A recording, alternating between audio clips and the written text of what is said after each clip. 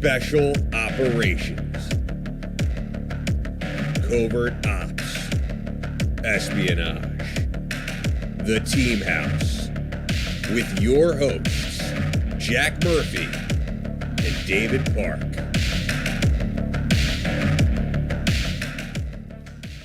Hey folks, welcome to episode 217 of The Team House. I'm Jack Murphy, here with David Park. We're on the show today. Our guest we're really excited to have on here is Felipe Peters. Felipe has a really interesting backstory from being a immigrant to America, joining the 75th Ranger Regiment, where he served 4 deployments with 2nd Ranger Battalion, and then he served 5 deployments with the Regimental Reconnaissance Company, RRC, a little known but highly effective and professional outfit. So we're really happy to have Felipe here today. Thank you so much for joining us on your Friday afternoon. Hey, Jack, Dave, thanks so much. I really appreciate it. I really appreciate your time, actually.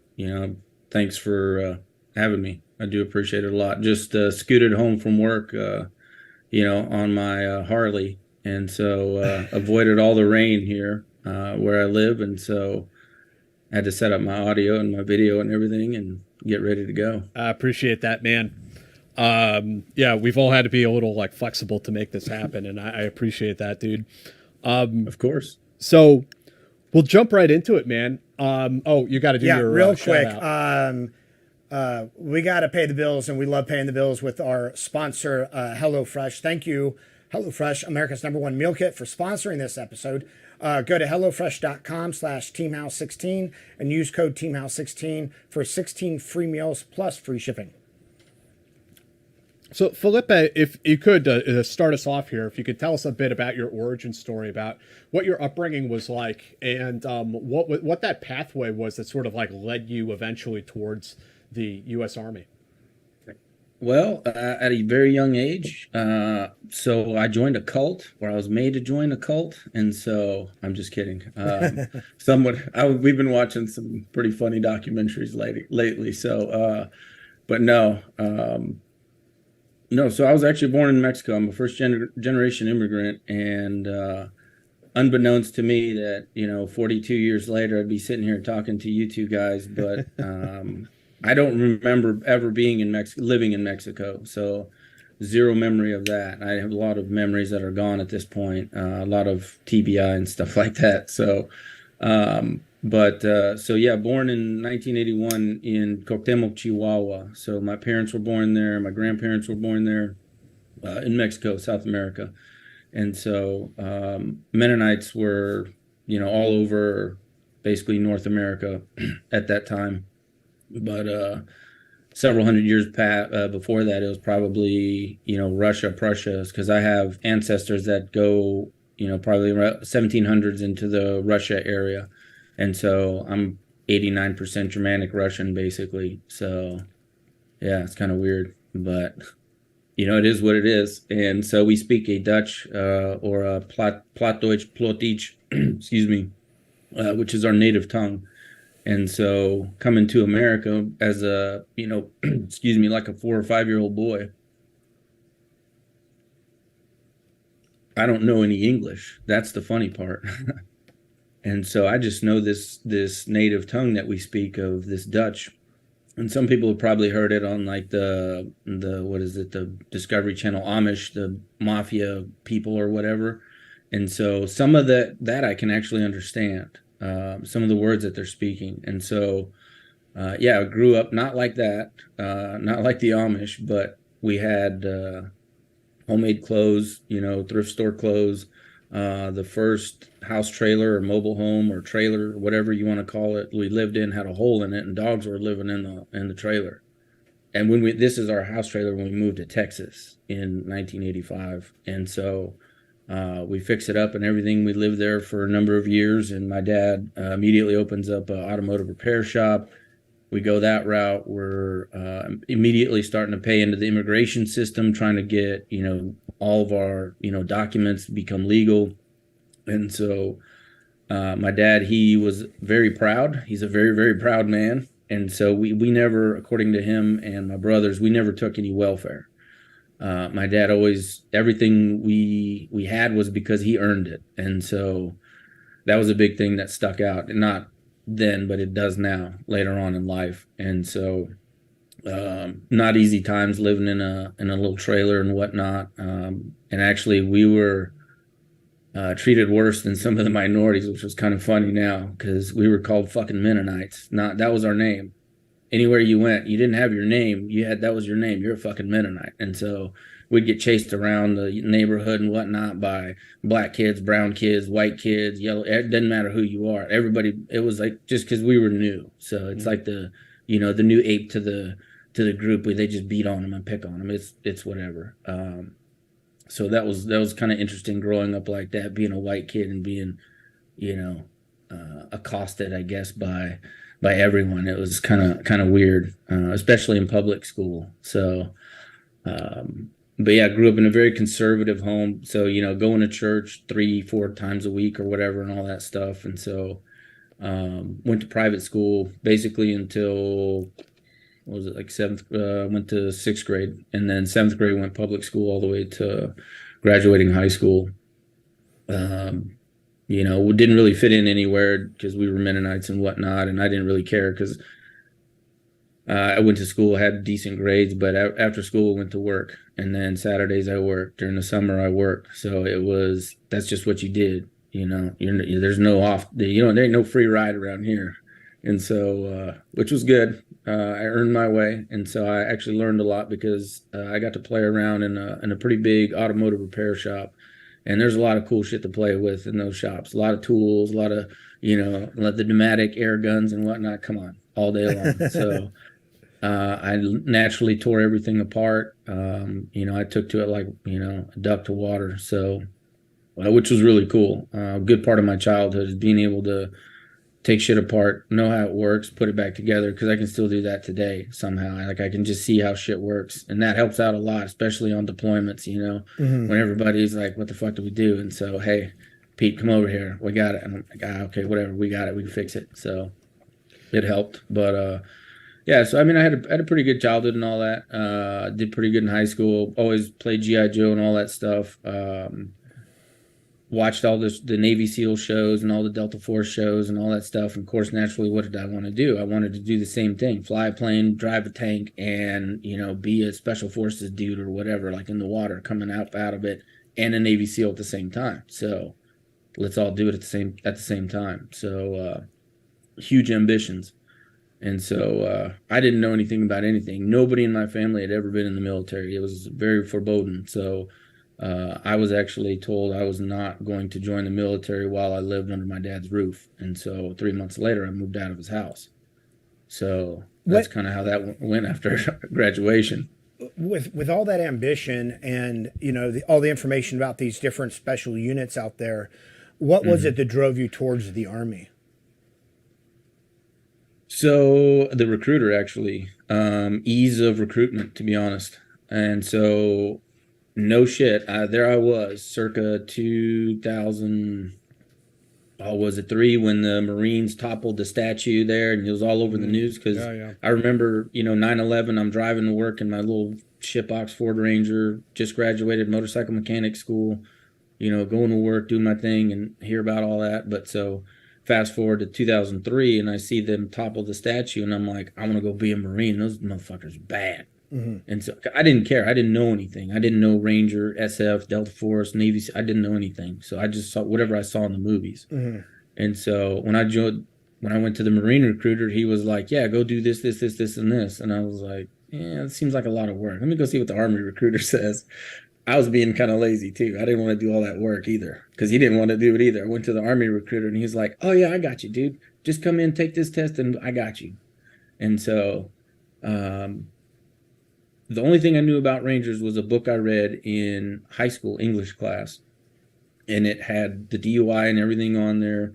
And so I was like, cool, these guys are badass. I want to go be a Ranger, Ranger Marine shit. I don't know. And so thankfully I joined the Army. I was doing the infantry route with intent to go SF, like your previous guest, Dustin Ward. And so I got duped into that one. And so that was great. My recruiter was a cook, thanks, buddy. And so thank God in basic training, I swapped contracts with a guy. And so I got a RIP contract. And so about 75% of my platoon in basic had a RIP contract. And so I was thankfully going with them. So, fast forward to basic training. We get to basic training, go through all that, Fort Benning, do the infantry, 11 Bravo. First, it was, like I said, intent to go SF. Thankfully, I got that switch because my drill sergeant was like, "You're a dumbass. It doesn't say anything about SF in here. You're stupid. Your recruiter lied to you."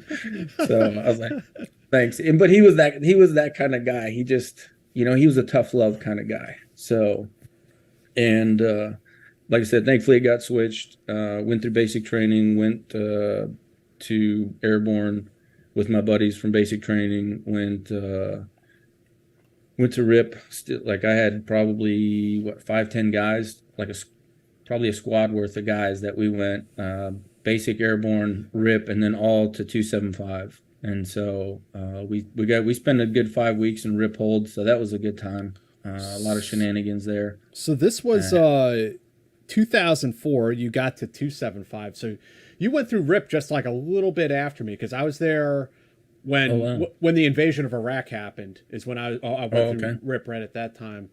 So yeah, okay. So I can picture in my mind's eye all those buildings and everything, the old World War II barracks and. Yeah. So you, who did we have? We had Castillo, we had Rubin, we had Green. Fader was there.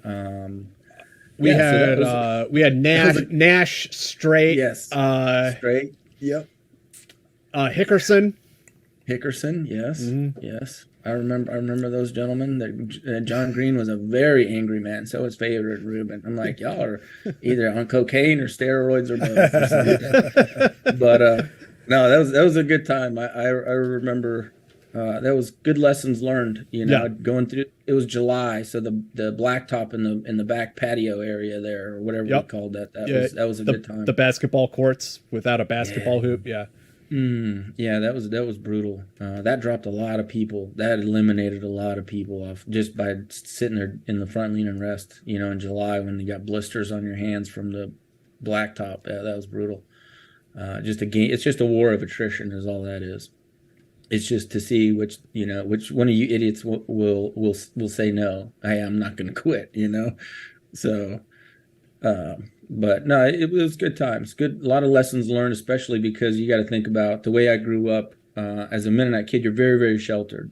Like everything is very you're not supposed to do anything. Like the fact that I smoked weed and drank in high school is like, oh my God, you're going to hell like 10 times. And so straight to hell. Oh yeah. There's no. I mean, it's like I don't even collect 200 on the way to jail. So, but yeah, very, very super, super strict, very conservative, very sheltered. Like it's really crazy. And then now you're taking this kid that has this ambition to just, hey, I don't know what this is, but I'm gonna do it because who cares? Let's just do it. Right? Why not? And so let's see how far we can get. No one in my family's ever done this. My dad told me he's like, you're not doing this under my roof. So I said, well, screw it. I'm doing it on my own. And so I figured, why not? Let's just see how far we can go with it. Did that, obviously you had to move out to do this, but did it cause a rift in your family even after you had joined and were in the military, or were you able to kind of come together after that? So, well, I mean, like my dad and I, we've never had like a super close relationship where we're just hanging out and talking and whatnot. Oh my gosh, excuse me. And so my brothers were on board. They were on board, and I had a younger sister. She was on board as well. I can understand a parent being concerned for the safety of their child. Completely understand that. I have a daughter, so it's like I completely understand that. I can't imagine my daughter ever joining the military. Hell no. And so I could see that, but it was just not, he wasn't educated enough on it. It is all it was. And so eventually, he turned. I think after he realized that there was no stopping it, and it is what it is, and this is just kind of, he's going to do what he's going to do. We just got to support him, and so he's a big supporter now. I mean, he has been. It took a little bit of time, but yeah, he, you know, like I said, he's very proud of his son being a Ranger and whatnot, and so what little he knows of that, because he, you know, he's God bless him. His education level isn't that high because of the way he grew up and whatnot. Right. Very, very little education, unfortunately. And so, but you know, he's very proud. So that's all that matters. So, but yeah. And so, yeah, I did 4 years, 4 deployments at 275. So that was, you know, kind of interesting. I ended up making it all the way straight through. You know, we went straight through to airborne school. Sucked there though. I had shin splints like no other. My Ranger buddies helped me through that, thankfully. And so we get to 275 in September of 2004. We had 2 casualties on that deployment already. So instantly, right as you're getting to 275, your unit, you're already dealing with what? Death. And Right. so, you know, that's September. And so in December, we're already doing training for the next training cycle. And then my roommate, Devin Pagero, gets shot. He gets shot in the neck. It was a training accident. It was a hot wall. So we were doing Simo clear, and it was plywood. And so, you know, hot wall is, you know, in one direction. And so somebody put a target on the wrong wall. It was approved. And so the person that, you know, executed, you know, did their job. They did their job as the way they should, except, you know, we had a casualty due to it. And so, yeah. And so it's like in September, you're dealing with the dudes that just got killed on the deployment. And then now you're dealing with my roommate. And so we ended up, they were like, yeah, he was pretty much dead immediately. It just hit him in the neck and went down to his heart and blew his heart out, unfortunately. And so, like, he had just went to the class right before me, in RIP or whatever. Because he was like I said, one class before us, and because he didn't go on the deployment. And so we ended up being funeral detail, like his roommates and whatnot. So it's like we're barely into our first training cycle, and we're already having, you know, dudes getting killed. Right. And so and it seemed, and we had several more. You know, we had another guy in a different training cycle. It was a night jump. We were getting ready for MLAT, and boom, you know, I hear him hit not that far away from me, and like you can hear him screaming or whatever. You know, it's like, hey man, pop your red chem. I got to go to my rally point. I'm doing as I'm told. Like I can't, you know, I don't even know exactly where you are. So I just heard him hit, but unfortunately, one of them died. And the other one, like, basically shattered his pelvis, and I think he got med boarded out of the Army.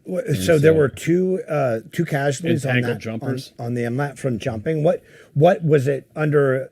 Did they like land on top of a plane and fall, or was it high winds, or what happened? To my understanding, you know, you come around, and they came together and got entangled. Got entangled. One of the parachutes collapsed, and they got entangled, and apparently, I mean, they came in pretty hard. Yeah. And so, yeah, pretty gnarly accident. And I've actually I've had quite a few now. We've had, just thinking about it, that's one there. So I've known of probably 4 or 5, just in a 15-year span in my career. I've known of 5 or 6 parachuting accident deaths. And that's wow, that's pretty crazy. Yeah, It is. That's a pretty staggering number, but that just goes to show you how dangerous that shit is. Yeah. Very, very dangerous. But anyway, sorry. So 275. So finally we get through our first training cycle and whatnot, and then it was kind of like most battalions. You do at least a year or at least one training cycle before you even get a chance to go to Ranger School and all that stuff. And so that's what I did. I was just doing a training cycle, and then we deployed. And then towards the end of our deployment, which was a really, really, really slow deployment, 2005. And so I was chalked for, we only did 2 missions that deployment. And so I was chalked for both those missions. And the first one, I was, canked for at the very last minute. They went and pretty much it was nothing. And then the second one, we were actually on our way to East River Range.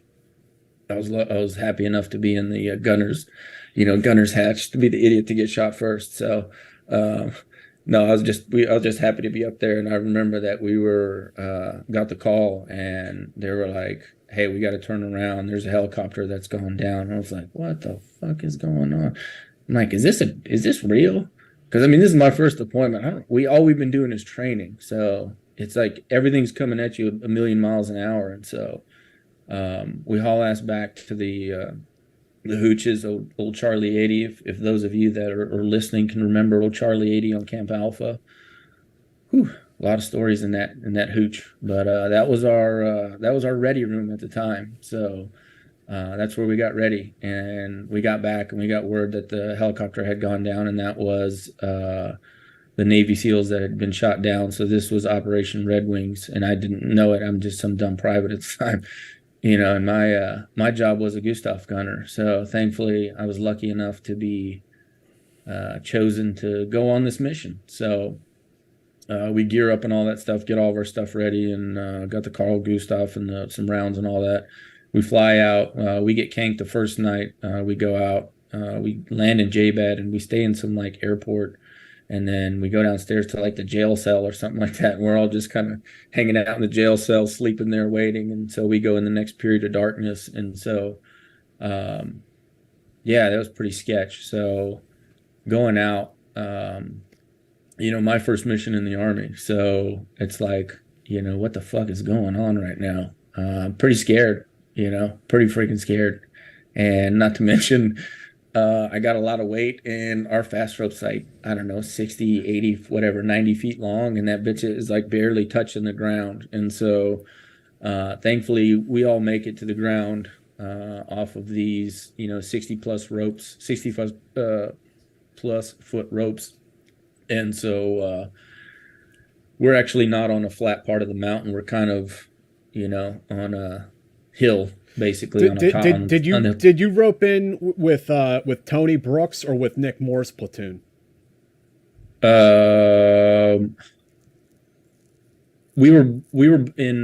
ended up at the same spot. Uh-huh. I want to say I was probably in Nick Moore's. I honestly don't remember which, because I may have been with Tony. I just remember going down the rope and it taking forever. And I actually had both, my gloves were the same ones. Mm-hmm. So I didn't have, I had 2 left-handed gloves. So Oh I had my to God. like, yeah. So I had to like wrench that on there and put the strength of a tiger, on there and just slide down that rope and pray that Jesus take the wheel at some point. But didn't die. John Kelly, my squad leader at the time, had put his foot on me as I was rolling down the mountain. So that helped a little bit from dying. But we had one guy, the RTO, he ended up breaking his arm. A dude came in and smashed his arm, and I think like 2 days later they came and got him. But strong, that dude was hard as woodpecker dick, and so he was helping drag bodies up the hill that night when they were putting them in the body bags and everything. And our job was, since I was in the weapons squad, we were all just pulling security. We were setting up basically a big patrol base around there, or as best as we could, and because it was just a shit situation, and we just posted up the best where we could. And so we built some little shacks, try to have some sort of concealment, not much cover, because that dead dry wood right there doesn't really provide a whole lot of cover. Bullets will run right through that. So it's more for concealment and some shade. But we roped in, and it was really cold that night, because it was like, I don't know, 10-2 or something like that, 10,000 feet. And even though it's July, it's fucking cold. It's not warm. And we didn't bring it. We brought stuff for a 12-hour mission, not for 12 days, because that's how long I was there. And so I thankfully had a t-shirt on. most guys didn't have a t-shirt on or nothing, like, and we're up there nut to butt, like trying to crawl inside of each other because it's so damn cold and it's raining on us. And so we break protocol and we're just like, you know what, fuck it, we're burning this stump right here. So we just sat there and whatever we could find, we burned, and we were burning the stump and just huddling close to it because nobody's moving in that. There's no way. Nobody's going to maneuver on you. It's not happening. And so you're combat ineffective at that point. Right. And so you had to stay warm. Thankfully, we stayed warm enough to make it through the night and everything. And then, but yeah, we had basically zero rations, and I had like 2 bottles of water. So they quickly realized that we were going to be there for a minute. And so, we had to start establishing, some sort of, like I said, concealment of some sort, because we had many nights where we had constant air presence. So whether it be A-10s, F-15s, Apaches, whatever, fast movers, whatever you want to call it, it was there constantly, and you could like just nonstop around because they're trying to come up and they're trying to find Luttrell and whatnot. And thankfully we never had anything crazy happen up top on us, because we had so much eyes on us, because that was, we were part of the main show there. But yeah, that was 12 days of just like, you're just kind of wondering, like, is this what we always do? Because you see different units coming through. We saw some RRD guys coming up. I remember turning around and seeing like 4 or 5 of them come walking up, and they were going to go look for Luttrell as well.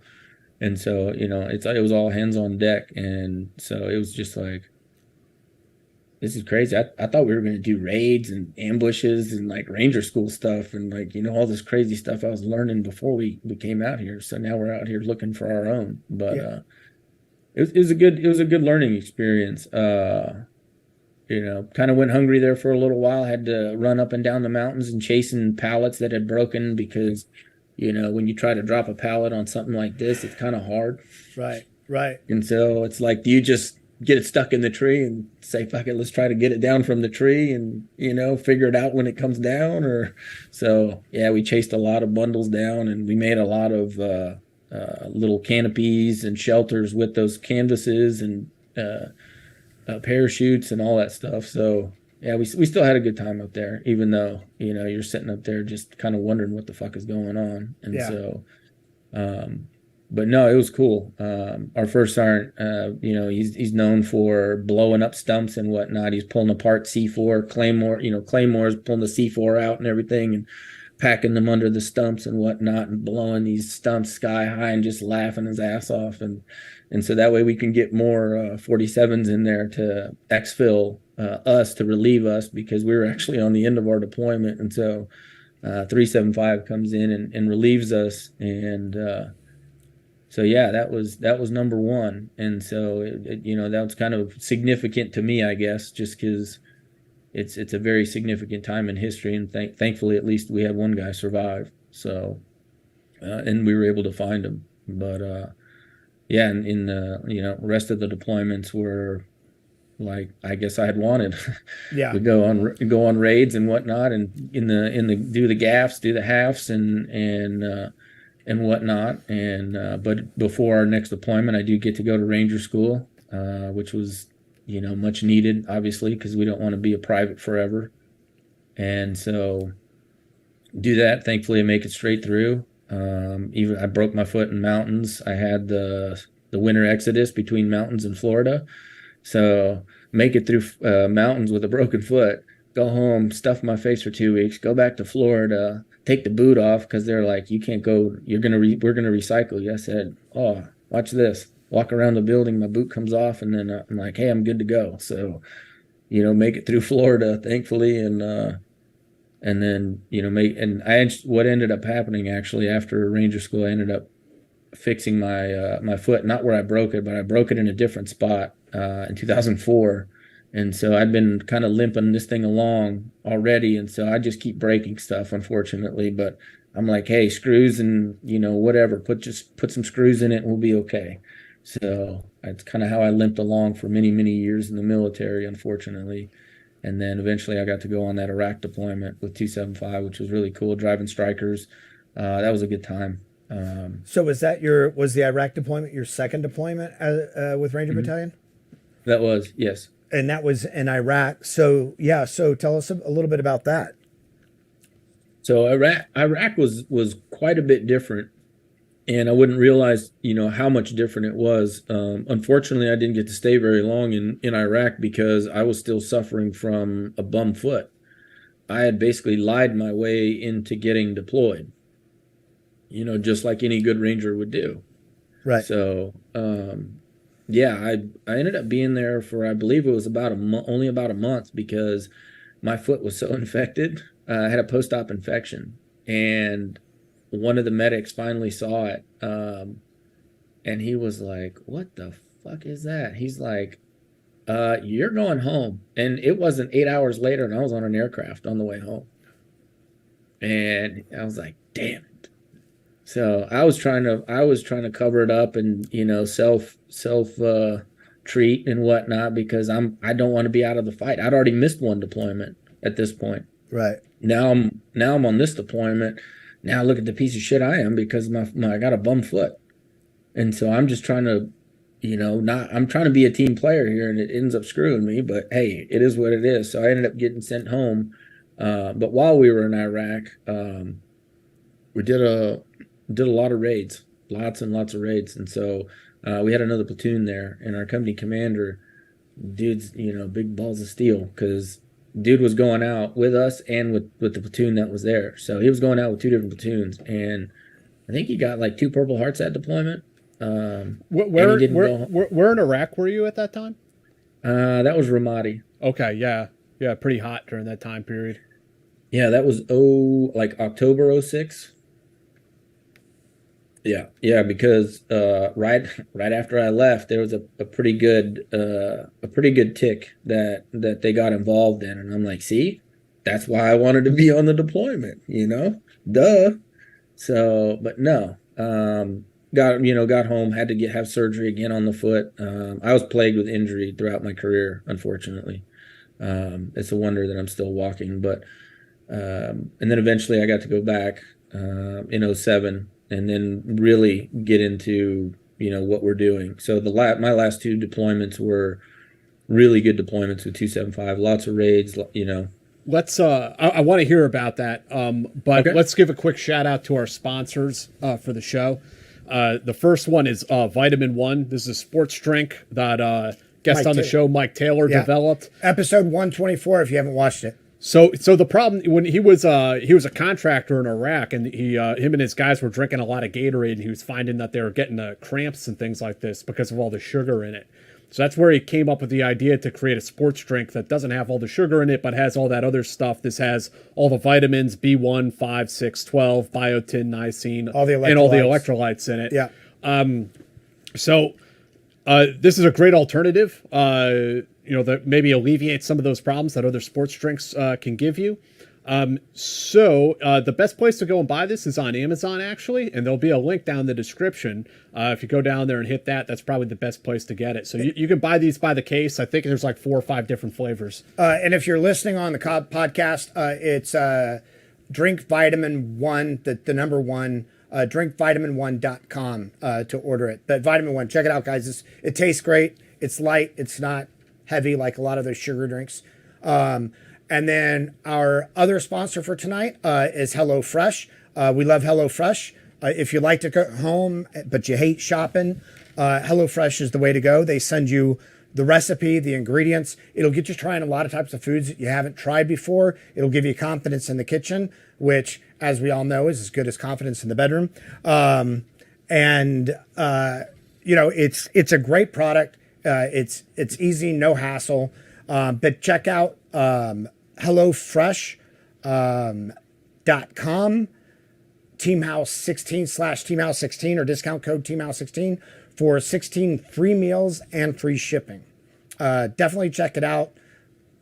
Stop doing all those expensive delivery services. So also real quick, a shout out to somebody who watches our show and has their own channel. If you're into bourbons, whiskeys, whatever, check out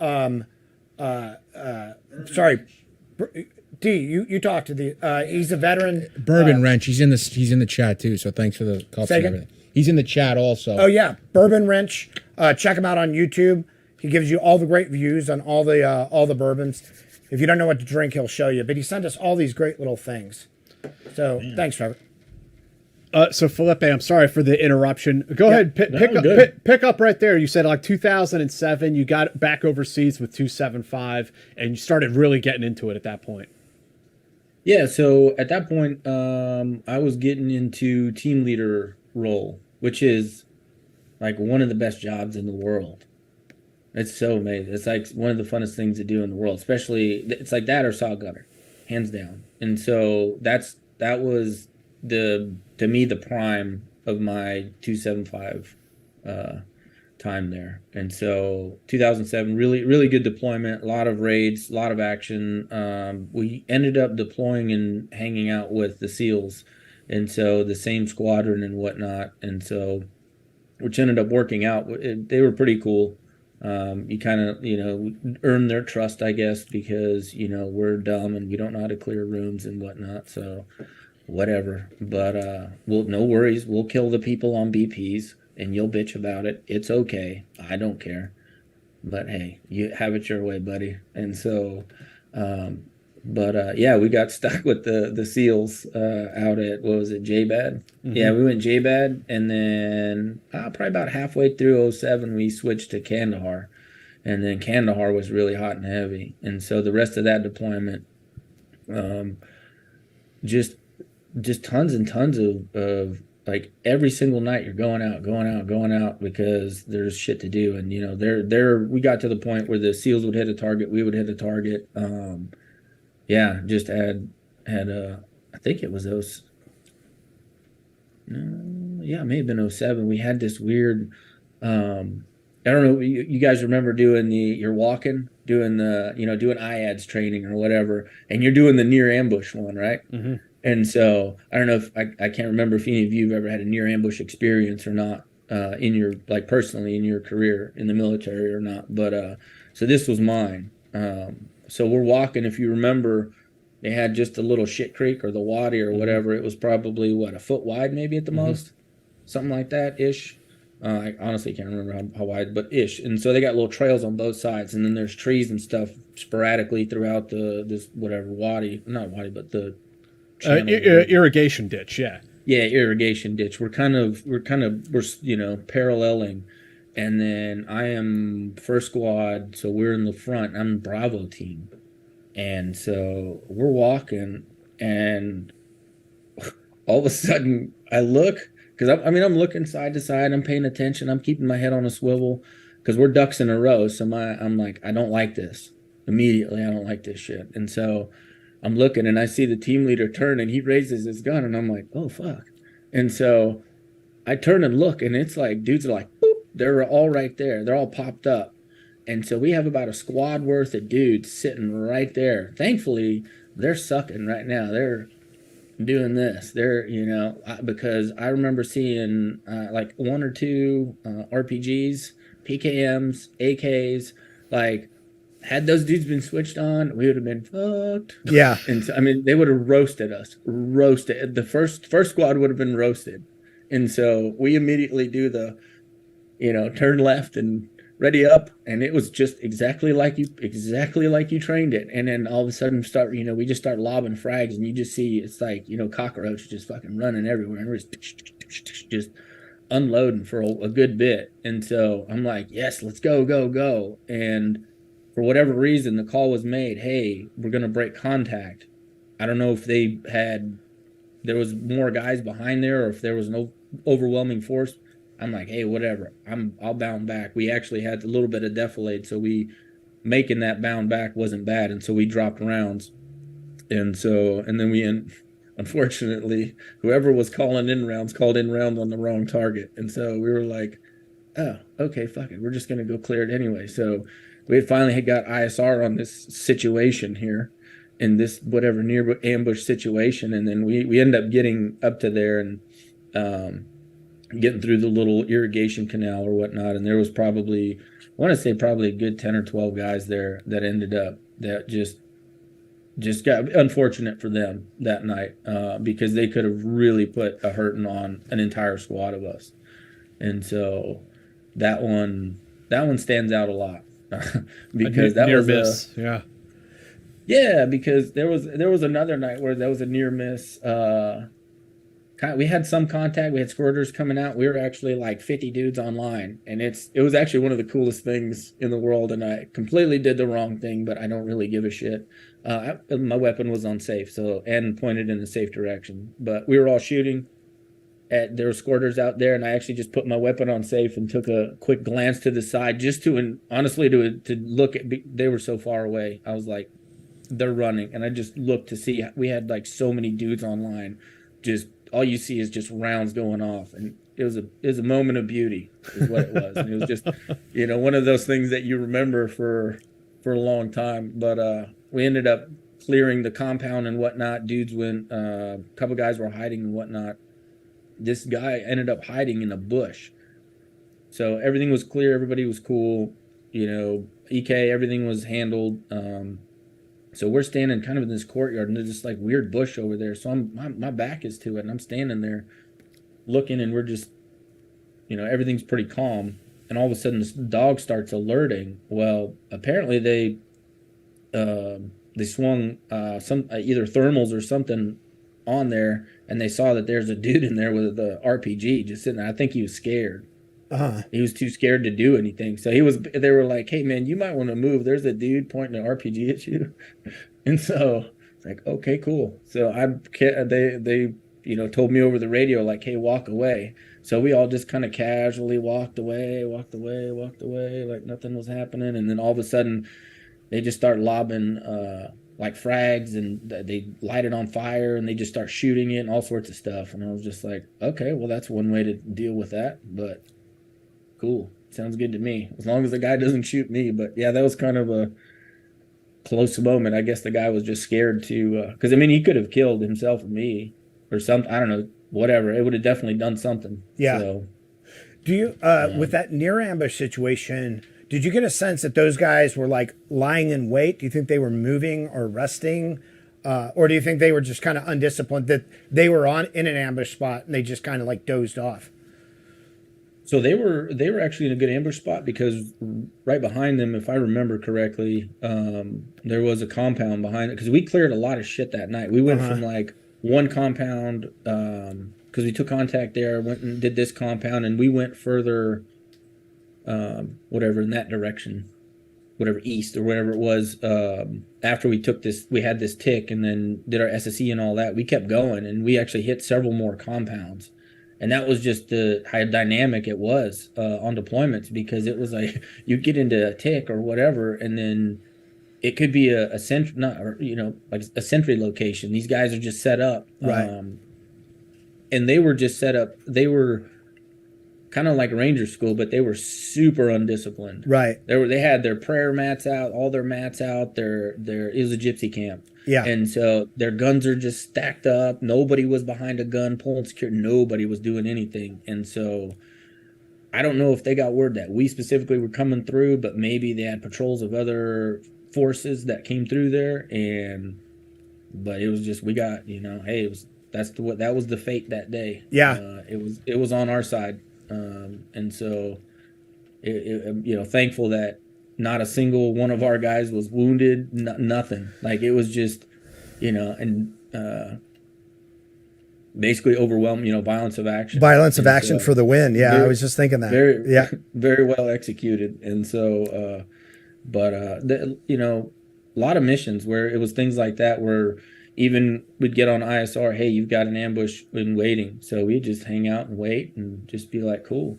And then A-10s would come in and do their thing again. And, it's like, I got so used to hearing A-10s. It was kind of like I missed it. All the coming home, I'm like, I want to hear more A-10s, because it was just so common. Because you go out like every night and it's like, whoop, waiting for the A-10s. Burp, burp, burp. And so, a lot of good missions there. And then unfortunately in 2008, we had a lot of tragic events. We had, Gaither Cole, he was killed.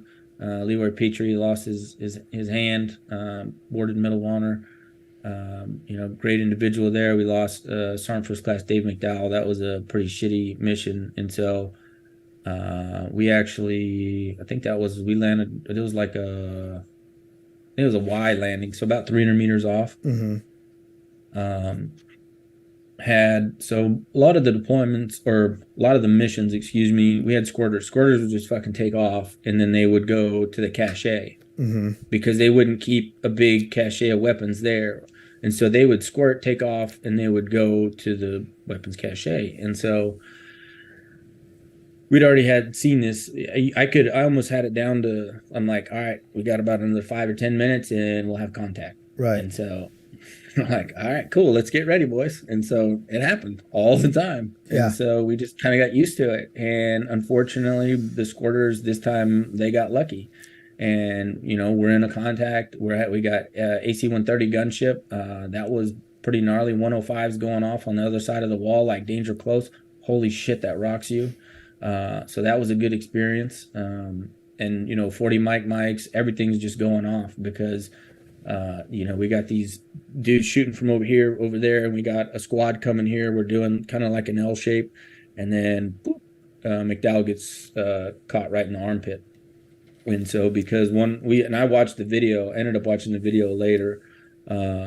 It was off to his left because that's where the dude had squirted to. He grabbed his gun and he was shooting back at us this way, and we were getting shot at from many different directions outside of the compound. And so all the squirters had went and got all their cache of shit and just came back and tried to counterattack. And so they got lucky, and I could hear it on the radio. Immediately he got killed, and then it was in vicinity, so ran up. We got to him, myself, a squad leader, and 2 other guys. I can't remember who they were at this time, but I looked down and you could see his face and his eyes were rolled back. It was over. Like, to me, it was lights out. Like, yeah, it's a wrap. And all you could see was a little pink mark in his pit. I'm like, fuck, man. So all I could think of was Pagero. And so I'm like, fuck, man, round 2. And so I'm not a pessimist. I'm optimistic, but when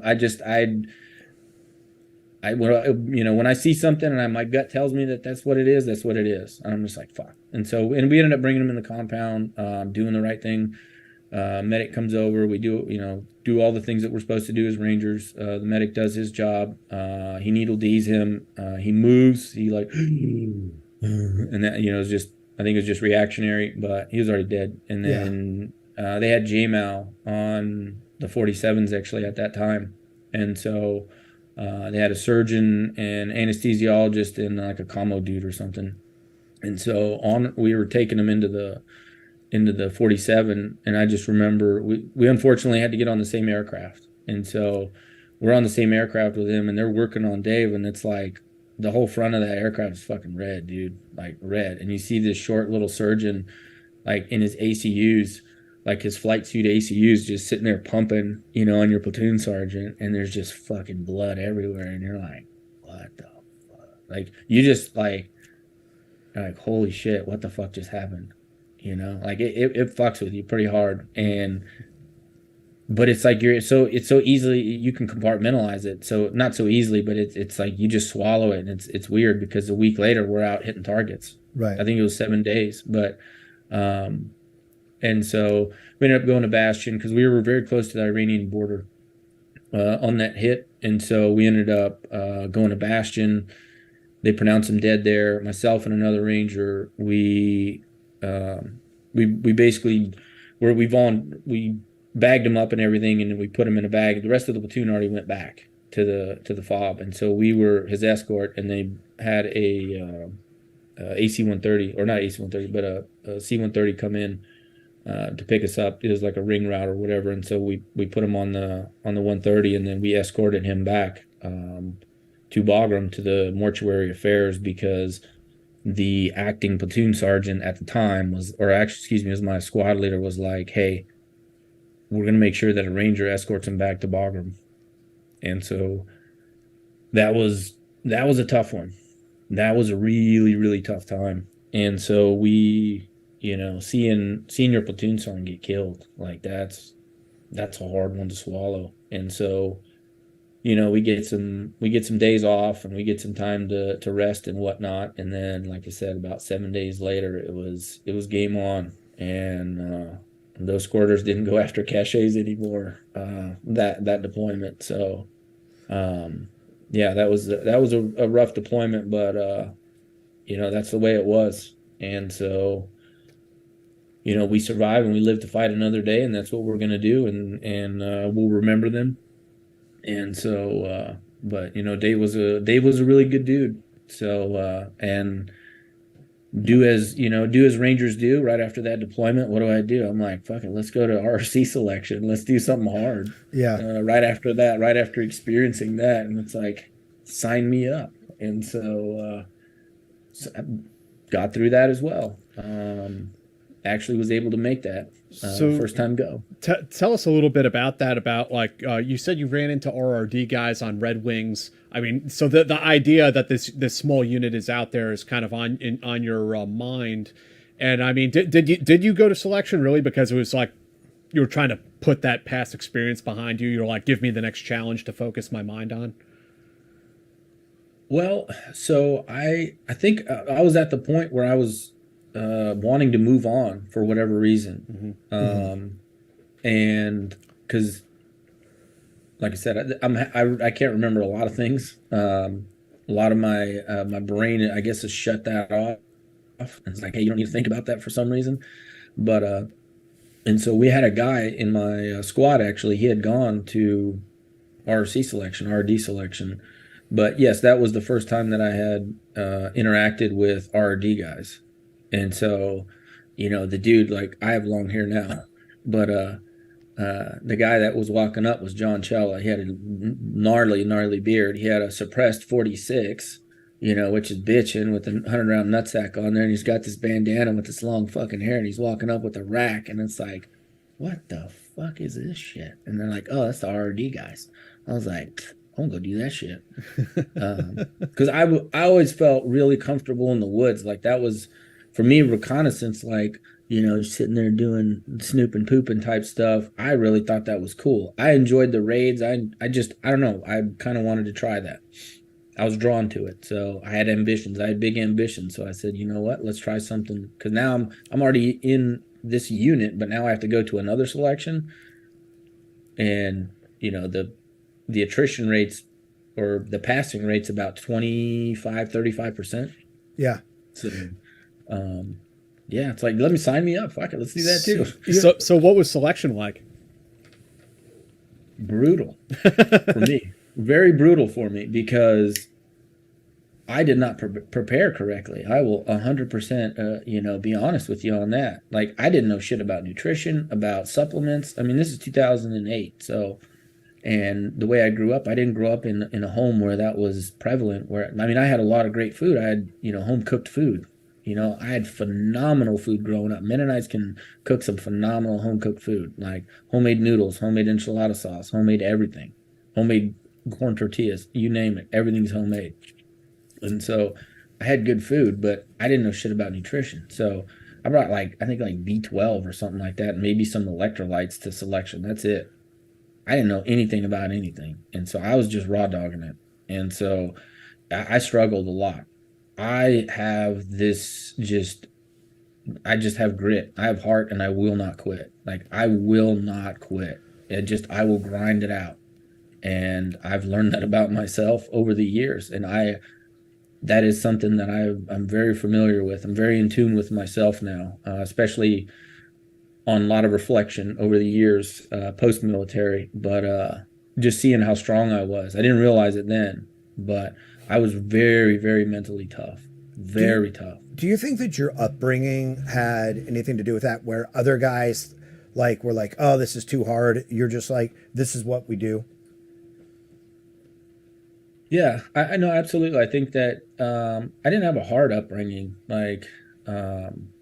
I was never abused. Like I didn't have crazy rules where I had to, I wasn't worked like a Hebrew slave, like some people say, whatever.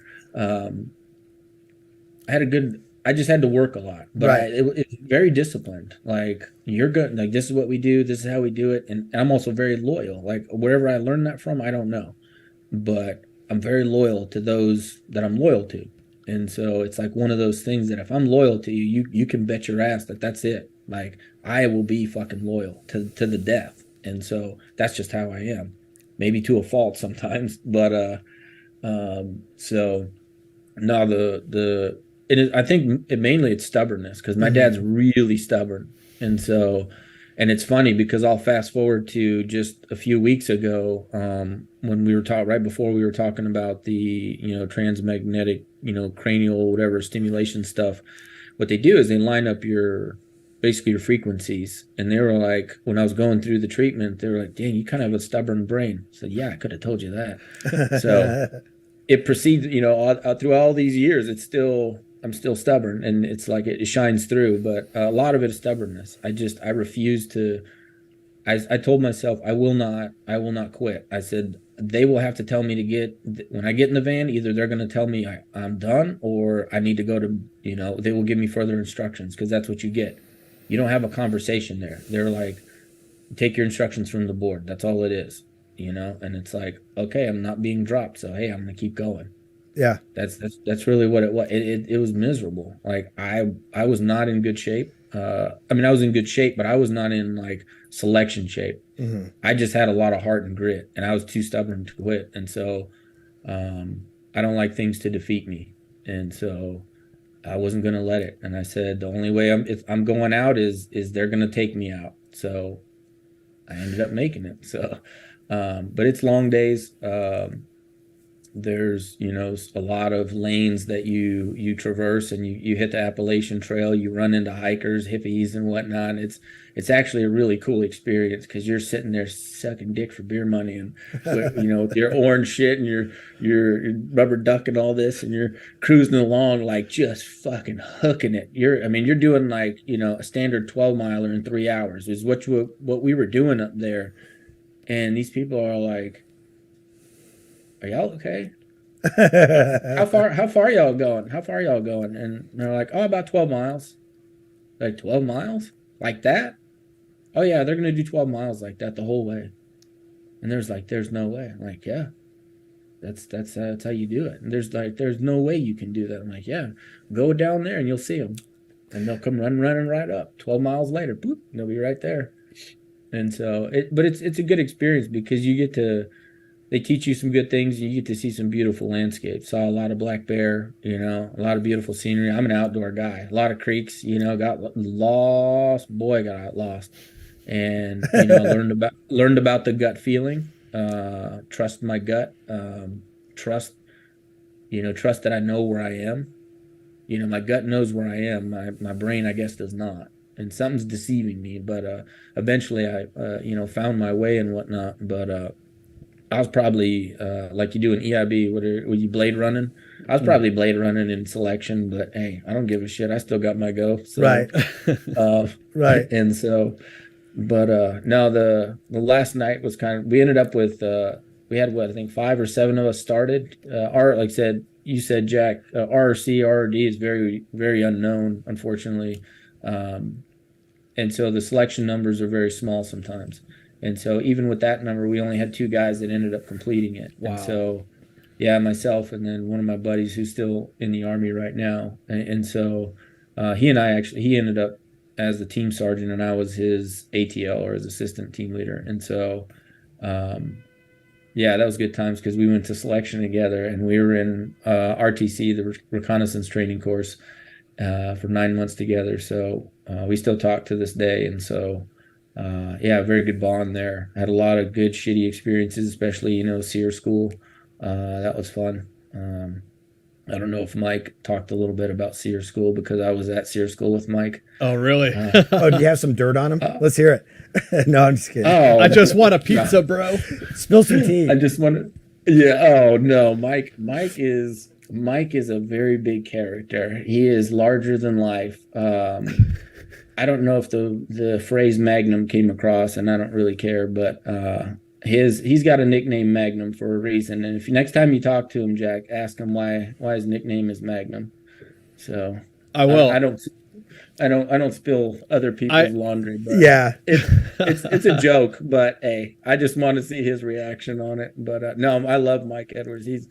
Mike's a great dude. I spent through the reconnaissance training course. He and I didn't go to selection together, but he and I, Mike Edwards, we were in the reconnaissance training course together. Love him to death. He doesn't live too far away from me, so. Really good dude. To back up for just a moment, Felipe, like we were talking about, it was a very small selection course. Said you started with 7 guys. Now, by comparison, like RIP or RASP nowadays probably starts with a couple hundred guys. SFAS is probably like 300-400 guys. I've never been to a Jsoc selection course, but I know it's more than 7 guys. I know it's a couple platoons worth of dudes at least going through. Absolutely. 7 guys. I mean, it just speaks to how incredibly small RRC is. And so I was wondering if you could explain to like folks out there, especially guys out there in the Army now today, what RRC is. So RRC up until 2017.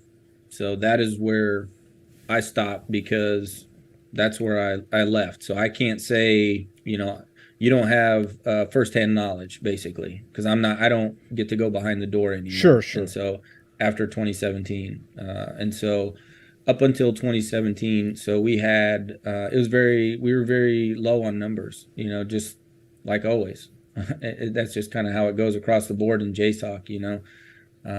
Guys are worked to death, not worked to death, but guys are worked a lot, and there's a lot is expected of guys and gals and whatnot. And so we had basically we're MTO'd for 6 teams, and so you got about 8 guys per team. And so when I got there was guys doing AFO stuff or advanced force operations, and so that's basically like plain clothes type stuff, low vis or whatever you want to call it. Gathering intelligence on that battlefield or in that level of the battlefield. And so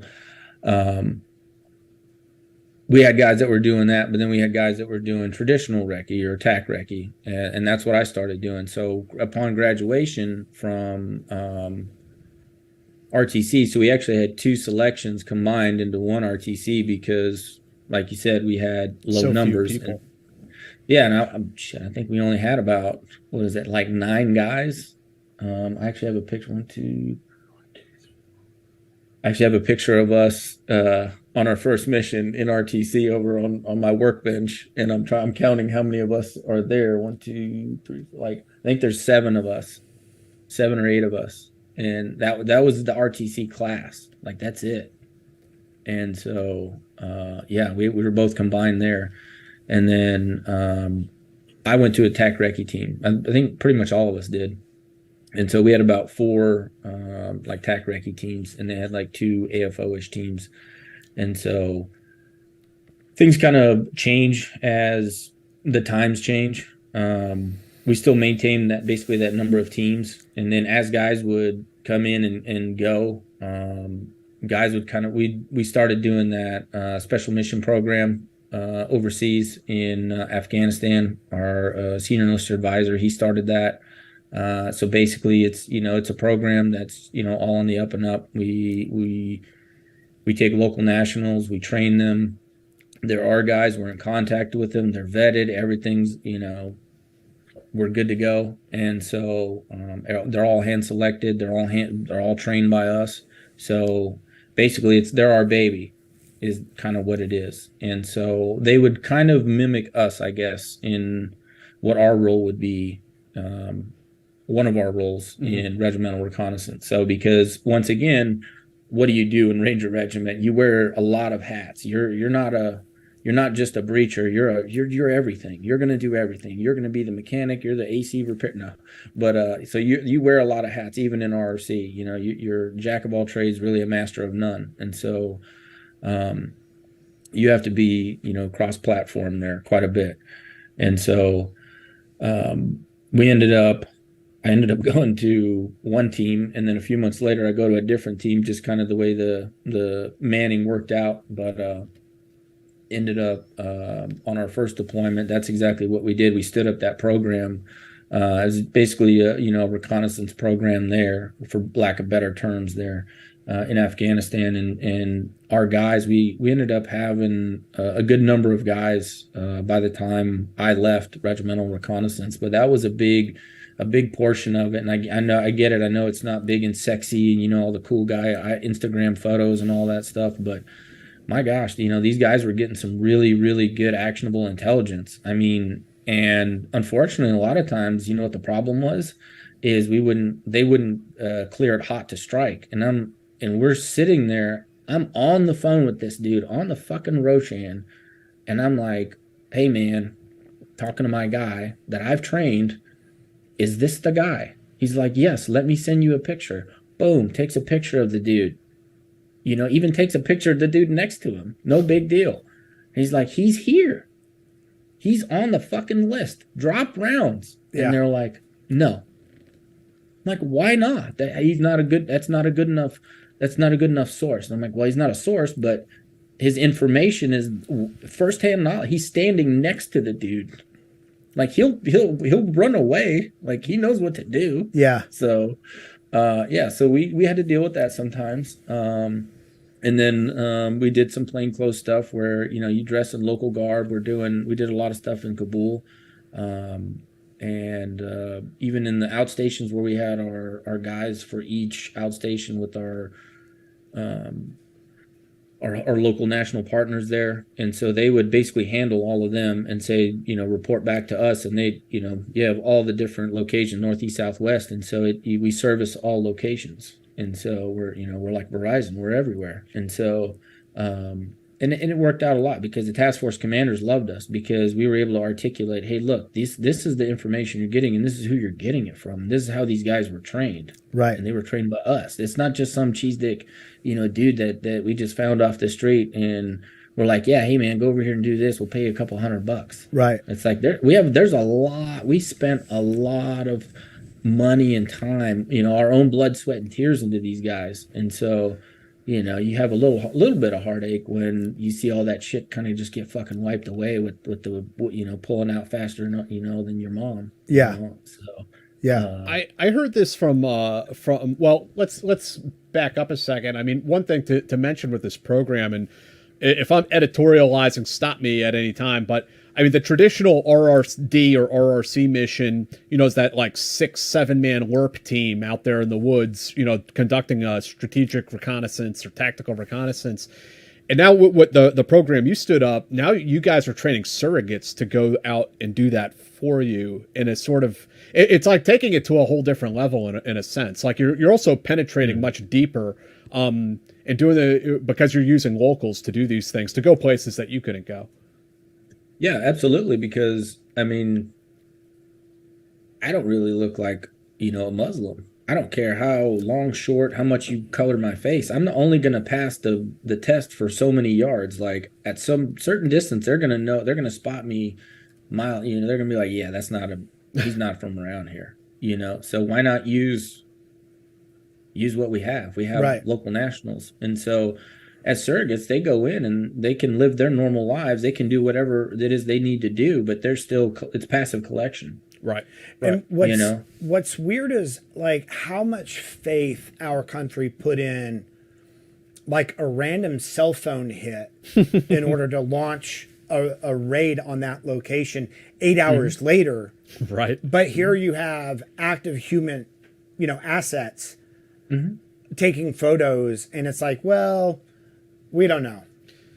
Yeah, because you're scared. You're scared that this information isn't valid, but it's like if you would read the emails and the information that we set out, then you would know that these guys are vetted more than a lot of people that you're trusting with to pull the trigger. Right. Or to say, hey, yeah, let's launch. Right. And it's unfortunate because I can call a guy like on the Roshan and say, hey, dude, go do a CTR real quick and send me a report. And it's like within less than probably that night or that morning, I have a report. Right. A detailed report on what he saw, pictures, everything. And it's like, I can forward that. I can give that. I can go right over to the strike force and be like, hey man, you might want to bring some ladders. You might want to bring this because this is what my guy is seeing. And they're like, oh shit, damn, Right. What else did he see? ISR only gets so much. This dude can see that. Hell, he probably may even know the person. Right. So, he might even be able to leave the gate unlocked. So, do you think was some of the distrust because the program was brand new, and did that start to change, in subsequent deployments?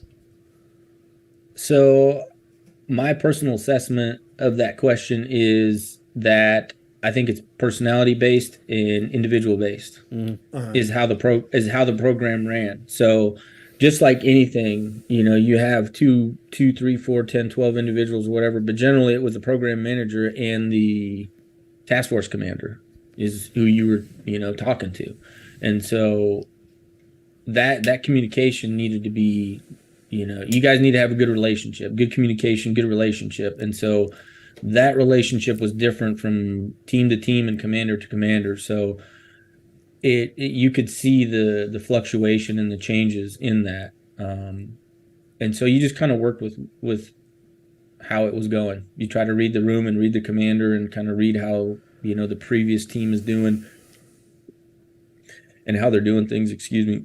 And so when you kind of get a feel for it, when you do your left seat, right seat ride, I think over the years we gained a lot of traction. We had a lot of good intelligence, a lot of good information that was brought out, and a lot of good things that came about from the program. A lot of confidence that was came of that in those individuals that were, the guys that were running the program and whatnot. And so just because of the things that we were able to produce, and because some people actually did pay attention and actually did care.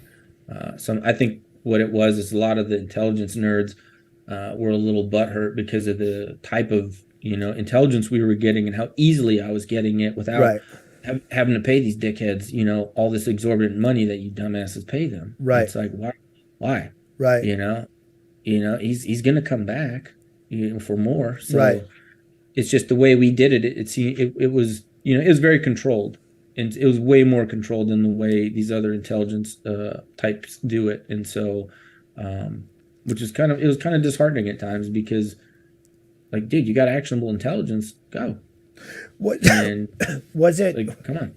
Was it challenging because, like, you talk about the intelligence people paying their sources money, but the intelligence people are still part of like whatever organization it is, right? They're not like you guys where you're sort of a standalone element running these guys and then selling it to the unit, conducting the ops. So whereas like a native, and by that I mean a unit owned intel person can say, oh, this person brought me this amazing information, they're going to be immediately believed, even if the information's shit. Whereas you guys, right? Because it's not just the credibility of the source; it's also the credibility of the handler, right? Well, and what you guys agency they work weren't for. in whatever element that was conducting the assaults. Yeah, because you're working on a Jsoc level, and so you have all branches in that intelligence wing or in that intelligence area of the Jsoc. They're all different branches. You got Army, Navy, Marines. Because when I went in there to talk to these guys, it was like, okay, now I'm talking to some Marine, officer, or now some Navy officer, whatever. I don't care who you are, right? But it doesn't matter. But there was just so many different personalities, and I really think that personalities unfortunately got in the way of good business because a lot of good business could have been had and dealt with. Dick measuring contests and well, I don't like you because you did this to me, and so we're gonna fuck you off for the next 3-6 months or the rest of this deployment. Because you see it where the deployment, like, people just kind of pretty much cold shoulder you the whole. You're like, dude, come on. Yeah. And I have to wonder if part of it too was that this is a type of mission and a type of program that no one really associates with the Ranger Regiment. Right? No. Yeah, they think that it's just knuckleheads kicking down doors. And this is something that's very unconventional, and it sounds like you guys did it very well. And so again, this is just purely me speculating. I wonder if there was some skepticism that the regiment could do something like this on other levels. Yeah, the ape did graduate school. That's the good thing, and it's we are smart enough, and that's why I was a cadre when I blew my knee out in 2000. I think it was 11. 2011. I was doing my one on an MLAT, airfield seizure in Nevada. And so coming in, boop, just hyperextended it and snapped lateral, collateral, ACL, MCL, everything. Just bloop, popped it all. And that was a good time. So that was, 18 months, 3 cadaver ligaments later, recovery. So I once again like to abuse myself. Do you feel that, because we've talked about, so for people who haven't watched the other shows and don't understand about Regimental Reconnaissance Detachment and Regimental Reconnaissance Company, at one point in time, RRD was a regimental level asset and doing the reconnaissance for regiment. And then it turned out they were so fucking good at their job that the national level goes, oh, well, now they're a national level asset.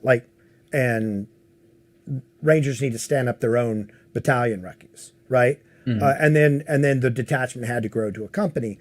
But do you feel that some of the roadblocks you guys had was because people didn't know enough about you? Absolutely. And I will caveat immediately and just immediately say that we didn't help our cause a lot of times either, though. So because you got guys that once they go over there and they're like, oh, now I'm in RRC, now I can grow my hair, I have a beard or whatever. Y'all are beneath me. And it's like, whoa, stop. We're still in the Army, buddy. You still have a rank. Everybody has rank. We still use it. Like that. Don't get it twisted. Like just because we're on a first name basis here, that it doesn't. Right. We're still Rangers. We can be relaxed, but when it comes time to business, we can do business. It's fine. And that's what you want and need there. And yes, Jack, I think that people are. I think people were jealous at some point because they're like, oh, look at these guys because they get to go wear civilian clothes and go skydive. And it's like, look, dude, go to selection. That's what I did. I don't know what to tell you. And we're doing a different mission. We're asking for support.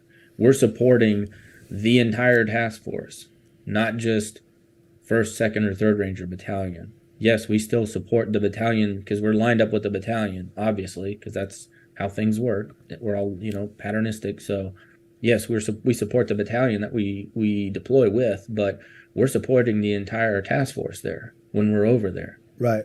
So, that helps everybody, not just the platoon or the company that we're there. It's everybody. And so, unfortunately, too many people with the dick measuring contest and egos and whatnot, and they're like, well, I went to selection, so I'm better than. No, it's like, hey man, we just need some help. Yeah. We need support. You're increasing our detachment to a company. Now we need, all these people in the operations cell and the, support cell so that we can do our job. And so we were very limited on numbers on numbers as well the entire time that I was there. Even in the operations cell, it was always low, bare bones. Everybody's worked to the bone, and so it's just kind of how it was because regiment doesn't see a small company like that as necessary as the rest of Ranger Regiment, and I understand that. And I mean that I get that, I understand that, but it wouldn't hurt to help out them as well every now and then. When I was there. So are you saying, and correct me if I'm wrong, but are you saying that there was generally more friction with regiment, with battalions than with other Jsoc elements? Oh yeah. We had a lot of friction with other battalions, other RSM, RCO, or whatever.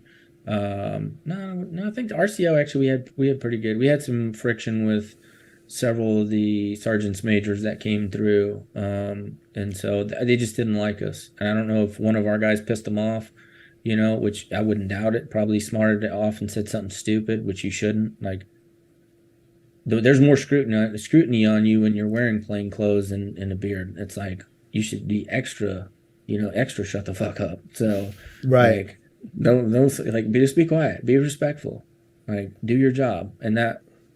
unfortunately, there's guys that just can't handle that sometimes. So yes, they get, removed from the company, but I think that happens everywhere you go. Yeah.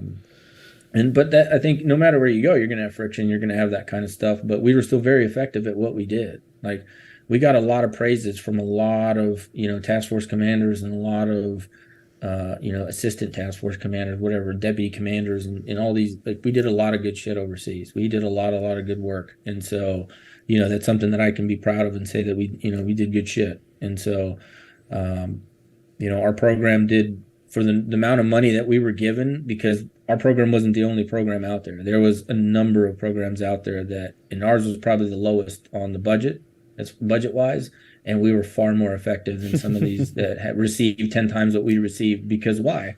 We're Rangers, and we just, do we polish this turd until that son of a bitch signs? It's going to look like a Cadillac if you want. So, yeah. And that's just what we did, and that's just a testament to who we are. We just work at it and we'll make it happen. And so, could you tell us, you got another interesting mission that you got sent on, another deployment was over to Africa, East Africa. I was wondering if you could tell us about that. That's kind of a unique one.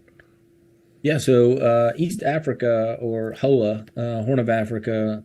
So you have Djibouti out there, and then you have Air Force Navy out there in Djibouti. And so there was several other little outstations, if you want to call them that the Navy has been occupying for a number of years. The RRD guys, which later on turned into RRC, they had been deploying to these areas and hanging out with these SEALs and the other various Jsoc elements from the Army, Marines, all that stuff, SEALs and whatnot that were coming with and doing this. You basically have a hodgepodge of, Jsoc dudes come together to this outstation, and then they start running operations out of these outstations and going to the embassy and whatnot. And so we were basically just a continuance of that. And they eventually established a similar program that we had established in Afghanistan. So they were like, hey, you guys already know this, so you can just come in and, basically fall in line, and we'll run the program. And they're training these guys, doing basically the same thing we were doing. And so a little bit different mission, and so, which actually was a really good deployment, because about 100 yards behind the compound, our house, was the Gulf of Aden. So for 4 months I went and paddleboarded and spearfished, and got a lot of tanning done on the beach, and did a lot of volleyball. And so the montage scene from Top Gun. Oh my gosh, it was beautiful. But we had some good, a lot of good goat meals. Went out a couple times. We had so that's it's not like Afghanistan where it's not a designated theater of active armed conflict. So this one's outside of that. And so there it's a lot more sensitive, obviously. I'm sure some of your previous guests have mentioned in those areas where you can't just run out and just be like, hey, we're going to wax these dudes. So dudes, I was not out on this one, unfortunately, but the SEALs had gone out with these guys, with the locals, and they were, we keep taking parts of this mountain, and then 6 months later, it gets taken back. And then 6 months later, it gets taken back. And it just keeps going like this big flip-flop back and forth. And I'm just like, why is it, why can't we just hold the ground? And it's all about money, I guess, and whoever's, on deployment, that deployment. But so we had guys that were maneuvering on the element that was the locals that we had trained there and everything. And these guys are kind of very trigger happy. If you've ever been around, Somalis before, they hear a rock slide somewhere and their magazine is dumped. It's over. Like, they're just shooting. All of them, they just turn around and they just start. BKMs are going off, and like, we're like, whoa. Like, stop shooting. Is anybody shooting at you? And they're, no. Okay. So, you got to be very careful with these guys. So eventually these guys are maneuvering, which was Al-Shabaab, actually. And so they're maneuvering on top of this mountain because they're emplacing a mortar. And the significance was it was a type of ISR asset they were using. It was a very small ISR asset that we were launching off of the beachhead, or off the beach right where we were staying.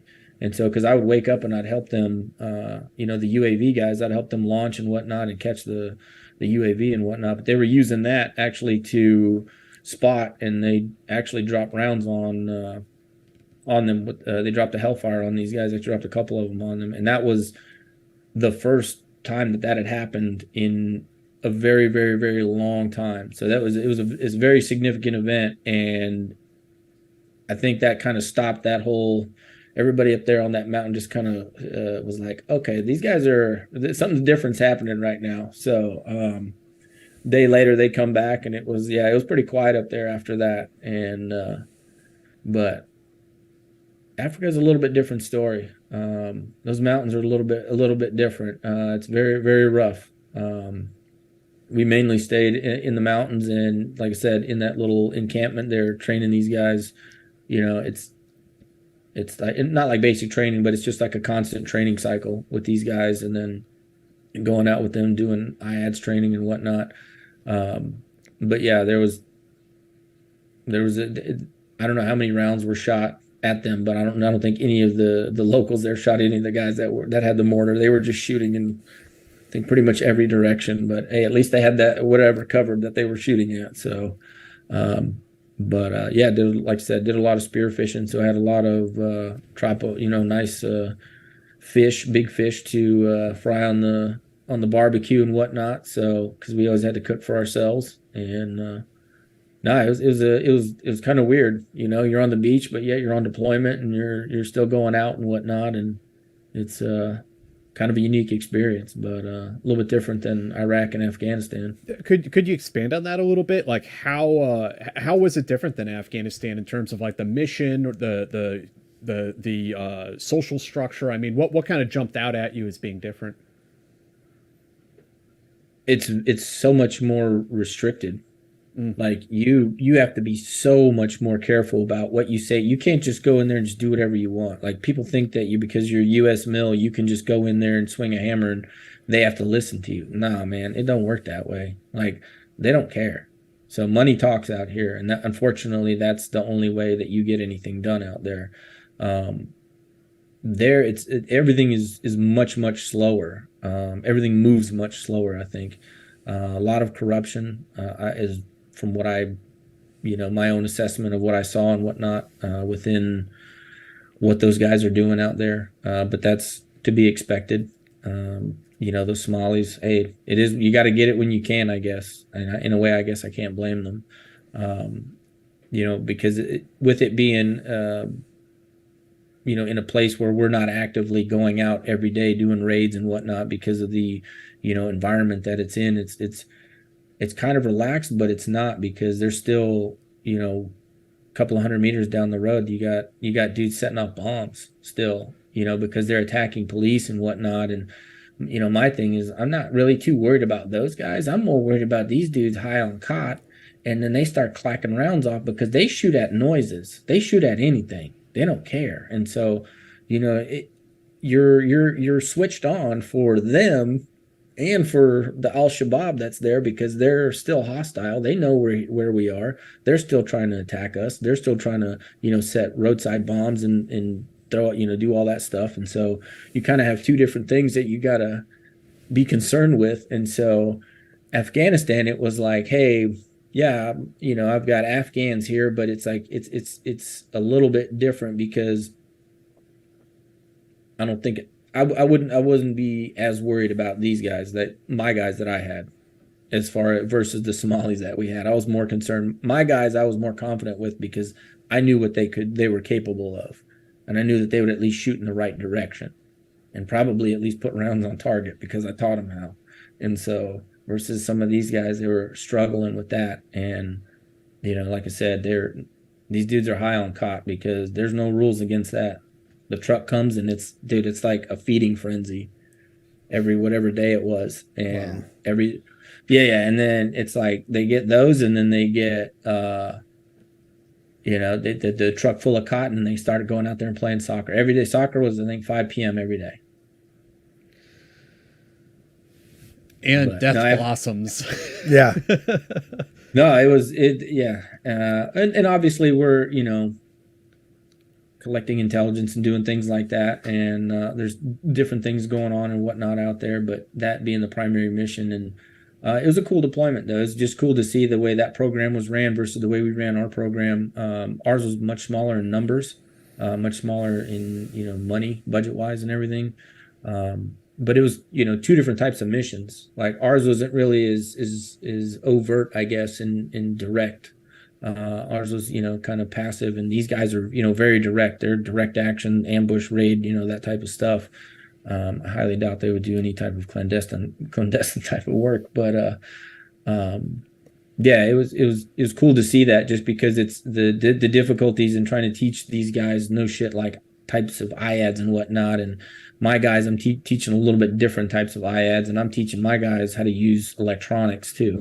And so that was a little bit different, trying to teach an Afghan, which surprisingly, some of these dudes were really good, really, really good with electronics and whatnot. And so that was surprising, but also good. And some of them are just like, oh my gosh, you're not smart at all. You're a strong ranger.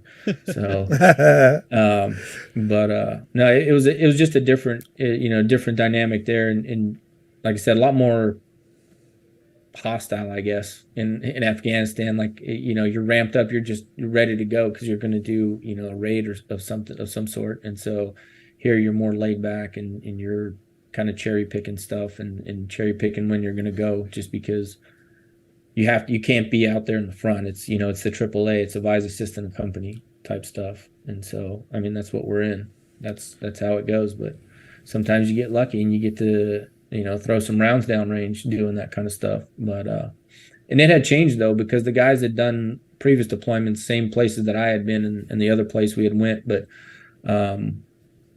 just because of the way the program had changed, it really limited us to where we, I think at the State Department was coming in and kind of pushing people around and telling people, hey, we've taken over type thing. That's what I gathered, because that was on the way out is what I was told. State Department was basically taken over, and I was like, okay, whatever. But that's kind of just how things change, especially when it's not owned. It was Navy, the AO or the space is owned by the Navy. So. And now we're sort of getting towards, 2018, 2019. And you mentioned some of the injuries that you had. Did you eventually have to be med boarded out of the Army? Yeah. So I left RRC, made it to assistant team leader. I left RRC in April of 2017. I was burned out.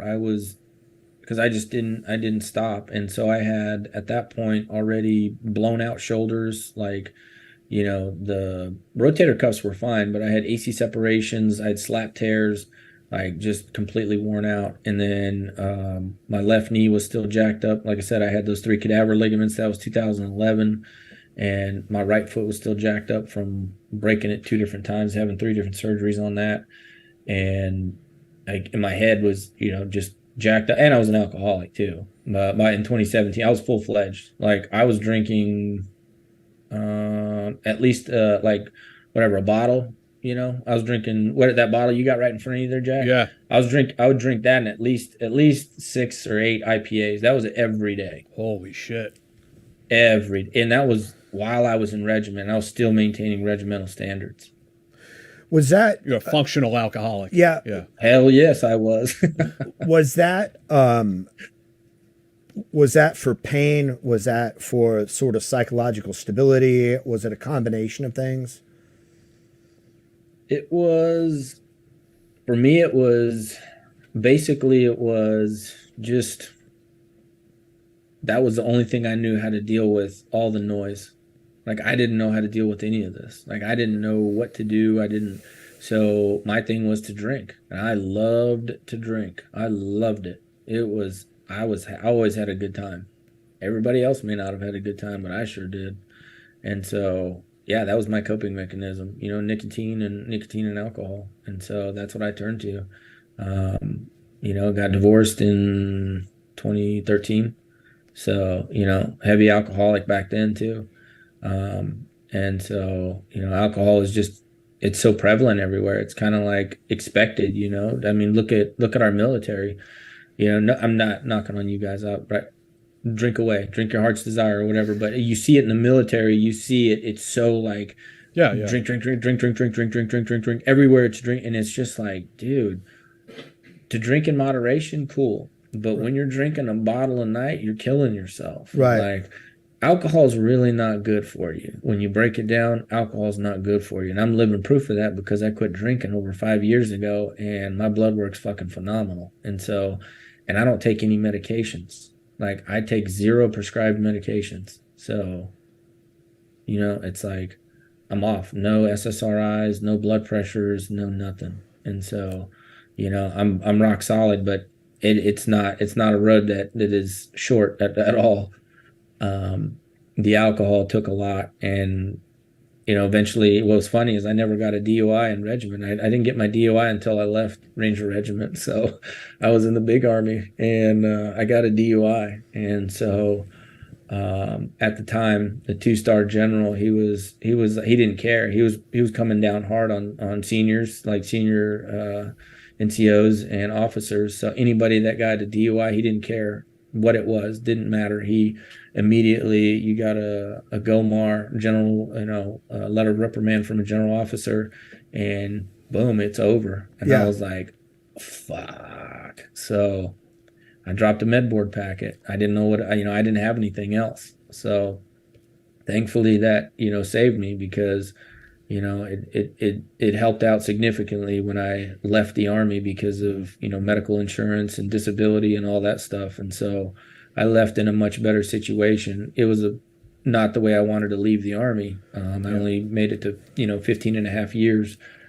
But, just, you know, burning it on both ends. Being gone for 4 months. And then, you know, I tell people that, like, so imagine it, you're gone for 4 months straight, like on a deployment, and then you come home for literally 2 weeks, and then I leave for 3 weeks immediately, you know, so I'm home for 2 weeks to leave, and then I leave for 3 weeks to go my jump trip. So I go 3 weeks, you know, MFF jump trip, where we just work our ass off for 3 weeks, and then I'm home for a week, and then I get ready for MLAT, and then I go to MLAT for 3 weeks, and then I come home, and then it's like, I may have courses that I still have to go. So it's like, you see how in between these deployments, you're never home. And so it's like the first 4 years of my daughter's life, I wasn't home.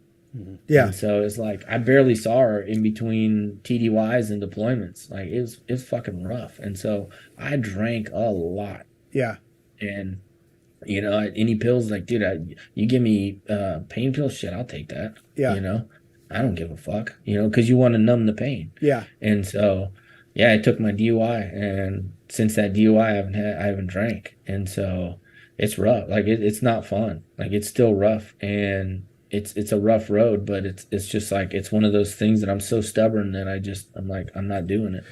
And so for me, it's one of those things that I don't care who drinks. Like, any people can drink around me. I'm cool with that. I'll volunteer to be DD. Like, no problem. All day. I'll be that all day. And so to prevent somebody else from getting a DUI, because that fucker's expensive. And so you know, but it helped to open my eyes a little bit. And so, but I want to talk a bit more about the recovery aspect of it. But do we have questions? We do have some questions so far. Let me pull them up.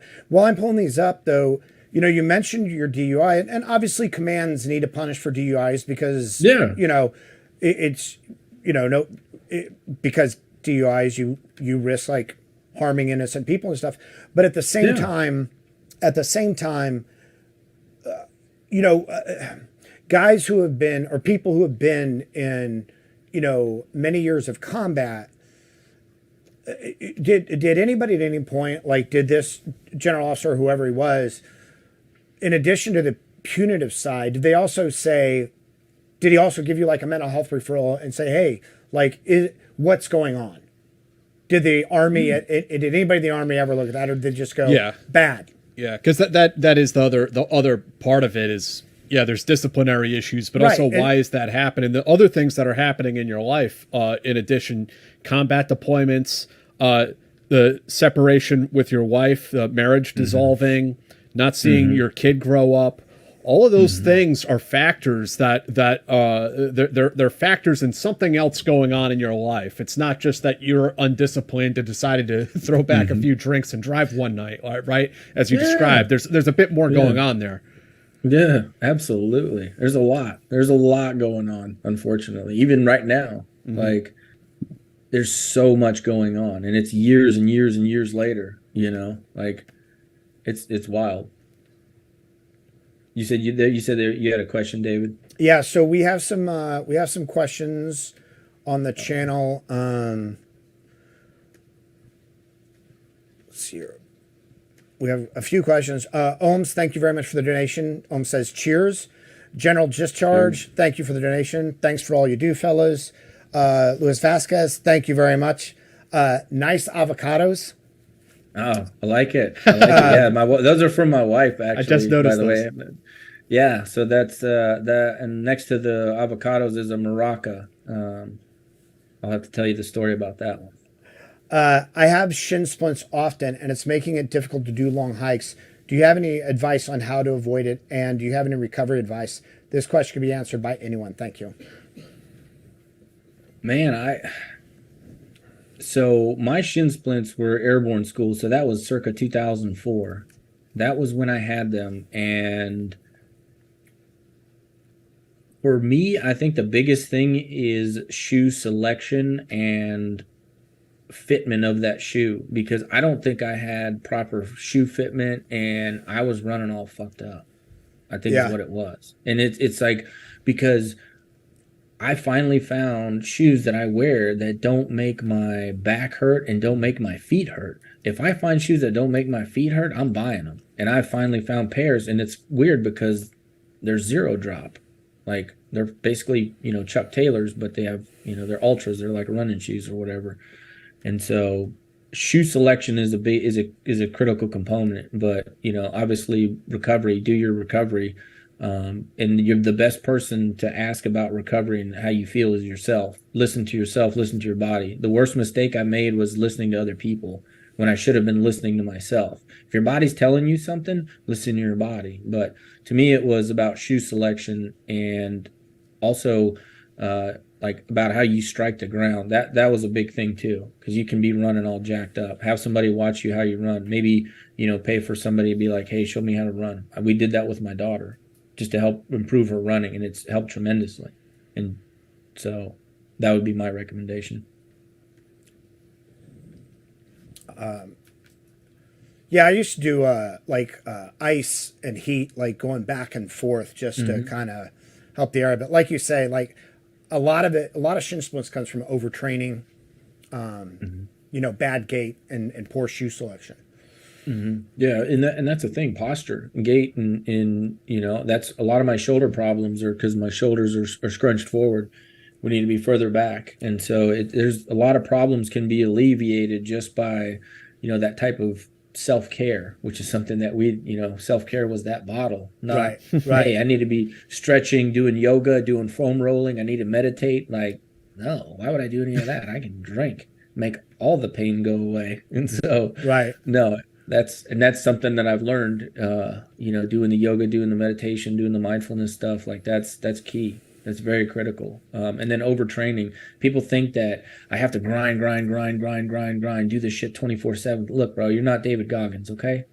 And you don't see behind the scenes. I'm picking on him just because, you know, he's always out there, and, you know, whatever. He's crazy dude. He's always getting his knees drained, like getting gallons of fluid out of his knees drained. I don't want to do that. If you want to be hard, stay hard, rock on, brother. You do your thing, you know. But that's a lot. That takes a lot. You're grinding a lot, and you can grind yourself down real quick doing that. So be careful with the training. Joe's got you. Thank you very much. Does RRC have a direct action hostage rescue aspect to its charter like CAG and DAMNEC, or is the organization predominantly about? He says ISR, but he means AFO and recon. So no hostage rescue type stuff. No, that's not. So you're still a ranger at the end of the day. You're still a ranger NCO. So you're still supposed to be expected to be able to do direct action, missions, MLATs, and all that stuff, just like a regular, like an NCO in the line would. And so even on our deployments, when I was working with RRC, I would still go out with the strike force at night. And so I'd just be like strap hanging with them. And so that, which was really cool because I just kind of get to float around, and hang out and kind of just, hey, I get to be on a BP or go clear or do whatever with these guys. And a lot of you guys, after you finish your time in RRC, are going to go and be platoon sergeants, be first sergeants in the line companies. Absolutely. And so you're working with the people that you could probably be in charge of. This might be your platoon, might be your company. And so that happened. We had guys that went on to be platoon sergeants, first sergeants and whatnot in the different battalions.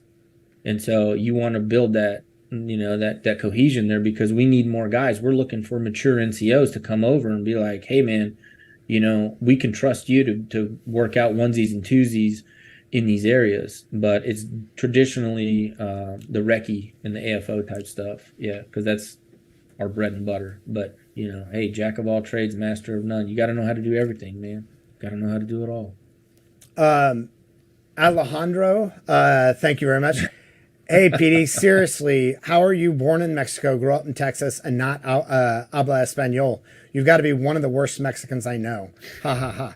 And he did the ha, ha, ha in the Latin American ya, ya, ya, ya. Ja, ja, ja, ja. Of course he would. Of course he would. No, I'm a horrible immigrant. Latin. I have no Latin in my DNA. So, which is funny because I do have the ancestry thing done, and it's like I said, Germanic Europe, Swedish, Denmark, and all that. My dad speaks Spanish fluently. Like he's got the mustache, black hair, everything. He straight passed, like when he's in the summer, he would pass for a Mexican, like a light-skinned Mexican. And so he just never taught me. It was just one of those weird things. And his employees growing up were Mennonites. And so I'd speak to them in the German, in the German that we spoke, English, and then a little bit of Spanish, like broken Spanish. But I don't know, they never taught me, and I guess I should have learned. I need to learn. That must have came up in Ranger Battalion a lot. You're a Mexican immigrant, but don't speak any Spanish at all. Oh yeah. Oh, I know the curse word. I know the curse words. I know the words I'm not supposed to or not supposed to say. Right. My mom's like, I say that, and she just looks at me, and I'm like, hey, you know what? But yeah, I'm a horrible Mexican. But Alejandro will scold. He can scold me later. And again, another generous donation from him. This is also Alejandro. Jokes aside, I'm proud of all the things you're doing to take care of yourself, everything you're doing, and can't wait to see what all you accomplish next. Love you, dude. 2. Yeah, that's right. Second bat. That's right. Yeah. That's right. I knew it was coming. Oh yeah. Sam, thank you very much. Is that a big penis? It looks like it, yeah. Okay. I'm not an expert. But Nice. I'm an expert. Nice. That's a penis. That is for sure. That's a penis in action, right? Yeah. Yeah. Mm-hmm. PIA right there. Penis in action. That's I right. like it. My man. Kansta, thank you very much.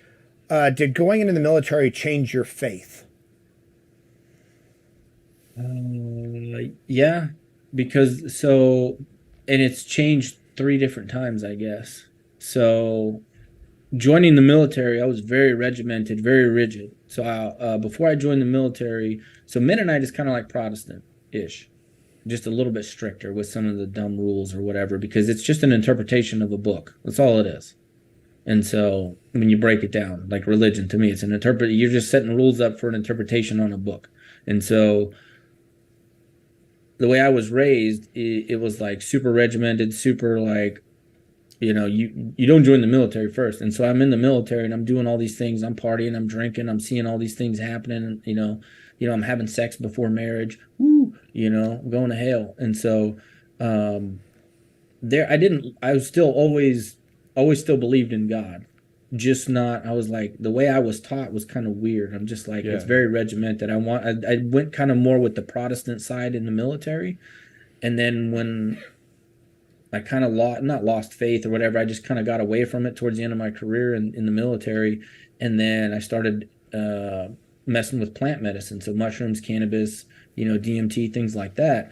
And then I'm like, holy shit. And so perspective has changed again on religion. And so what I believe in it. And so it's morphed. I still kind of believe pretty much the same thing, but it's just overall I've become very loose with it, very open-minded with it, I guess I should say. Instead of loose, it's very, very open-minded as far as what exactly religion is and whatnot. But I still have faith in the things that I have faith in, and I believe in the things that I believe in. And actually plant medicine has actually reinforced that tremendously. So would you sort of say that you have sort of the same spiritual values, but your idea of doctrine has kind of opened up? Yeah, because when you do ibogaine or 5-MeO DMT, it is a completely different ball game. Like it's so hard to describe what happens when you take those medicines, because everybody has a different experience, and especially the DMT, because our bodies produce DMT, and so it's a naturally occurring substance, and so a lot of people call it the God molecule. And so there have been theists that have taken this plant, this medicine, and become, or atheists have taken this and become theists, because they, for whatever reason, they saw God, their version of God, and before they didn't believe in God. And so a lot of people experience their version of heaven, of bliss, of God, of whatever it is, and so which can be experienced on psilocybin as well. And so I've been like microdosing, things like that, because the psilocybin actually helps with brain function and neuroplasticity, and it helps it's been shown to help reconnect neural pathways in your brain. And so the sac that's around your brain gets jacked up really bad through all these IEDs and getting blasted in the face during, football PT at Ranger Battalion, where you just beat the shit out of each other for an hour and a half playing whatever game it is, or boxing people or getting into fights or whatever. You got all this trauma, and it jacks all that up. And so the psilocybin actually helps repair that and helps reconnect those neural pathways to be like, oh shit, now I'm able to actually think a little bit more clearly, and more, I'm cognitively a little bit, my function is way higher now. Really? And so, oh, absolutely. No, I'm especially messing with taking microdoses of like the psilocybin and lion's mane and shiitake and reishi, like all these other types of mushrooms that are so beneficial for you. It's like, to me, I'm not a vegan. I'm not like this weird fucking hippie dude, plant medicine, but like plant guy or whatever. But it's like, I eat red meat, pork, all that stuff. It's just, I've found that I don't need pharmaceuticals, because plants are what we're put on this earth to heal us, and we actually have the ability to heal ourselves. And so it's been very interesting, because my faith in God it itself hasn't really wavered per se, as far as believing what I believe. It's just experiencing, when you experience death on DMT, it's pretty unnerving, kind of, when you think about it, but it's fucked up and it's wonderful all at the same time. It was like one of the greatest experiences that you'll experience. And so, and it's just kind of the beginning. I'm a work in progress, so I'm going to need some more, and we're going to continue to do that, though, because I found to be way more effective than any type of, pharmaceutical treatment that I've experienced so far. I want to really talk about sort of your experience, like going from alcohol and getting out and kind of dealing with all that. Alejandro had two more questions. One I think you answered, and then the last one is, he says, last one, I'm still at work. What would you say is the worst company and battalion, and why was it Bravo? Well, it obviously wasn't Bravo. No, it was Alpha Company, because it's the Alpha Alcatraz. Bots. It's the Alpha Yeah, the Bots. Alpha Bots. Yes, it's the Alpha Bots. I mean, you could say HHC because they just suck, but no, it was always the Alpha Bots. I liked BCO when I was there. I had friends in BCO, so and I also had friends in ACO, but I was like, I ain't going to ACO. BCO was the 2nd battalion of the companies. You know, Yeah. like it was the more kind of like, you know, chill. No, it was. Okay, so you get a DUI. So did you stop drinking immediately after your DUI? Cold turkey. Like what was that for you? Because you had been using alcohol to sort of self-medicate, self-treat up to that point. What was it about that DUI that, you know, like that's a lot of willpower? Yeah, it's a lot of willpower. No, it was because I have a daughter, and I can't drink when I can't drink and have a daughter and be functioning like that. That's just, it doesn't work. Like I will, you know, I'll be was it Frank the Tank, like in old school. Frank the Tank, you know, it's game on. We're wide open. If you're not first, you're last. Right. So Right. that's, you know, I have to be careful with that because, you know, one side is just as extreme as the other. So I have to be careful with that, you know, Right. the not drinking. And so you can pick up different habits that can be just as damaging, but it not be alcohol. And so yeah, going cold turkey is very tough. I do not recommend that for anyone. And I mean, I had been drinking consistently heavily for years and years and years. You know, I could drink with the best of them. I spent so much money on alcohol. So did you have some awareness that you were self-medicating? Did you have some awareness that you had this trauma, that you had this stuff going on that you weren't dealing with? Or was there something that was there somebody or something that sort of like woke you up to that? So I self-admitted to, I say self-admitted, but I started going to EBH, behavioral health or whatever the Army was calling it at that time, and to see a counselor, because I'm like, hey, whatever's going on is not working. I'm gonna kill myself. You know, I'm gonna drink myself to death, or something's gonna happen. So I need to talk to somebody or something. And so I started doing the counselor thing, and then several months later, I ended up getting the DUI. So I have to go, and I was already out of the Ranger Regiment, so I'm in the big Army now. And I had to go through the ASAP program or whatever. Like, when you get the DUI, there's no, hey, you're going straight to the ASAP program. I already had a counselor, so she was ASAP certified. And so I just went through her and did the program through her and everything. And, you know, I had to piss every week, you know, make sure you're not drinking and all that. Thankfully, I didn't have to go to meetings. I just went to see her like twice a week or whatever it was. We arranged that, and so she's like, as long as you're not drinking and you come see me, whatever, like twice a week or whatever it was, and you go to DUI school and you do this and this, I won't make you go to AA meetings. Like, I haven't done 12-step. I don't know what the 12 steps are. I don't have a coin. No one's ever given me a coin. I don't have a, you know, 1-year coin, a 2-year coin. I don't have any of that shit. I just fucking raw dog it, and just, today's another day. I didn't drink. Yeah. And so tomorrow's another challenge, and then tomorrow night, hey man, because I'll see my daughter tomorrow, so I definitely know I'm not drinking. There's no way, because I'm gonna be around her. I mean, I'm not drinking either way, but Yeah. and I still, you know, I still think about it in that way. Yeah. Like, that's how much it's still there, even after doing plant medicine, you know, and so it's one of those things that I know I have to be careful with, and so, you know, I do fine with, you know, other means of consumption and whatnot. And so, you know, whether it's cannabis or mushrooms, man, it's like, you know, they're so beneficial, and I highly recommend a lot of people go down that road, at least explore it, educate yourself. And that's what unfortunately is happening.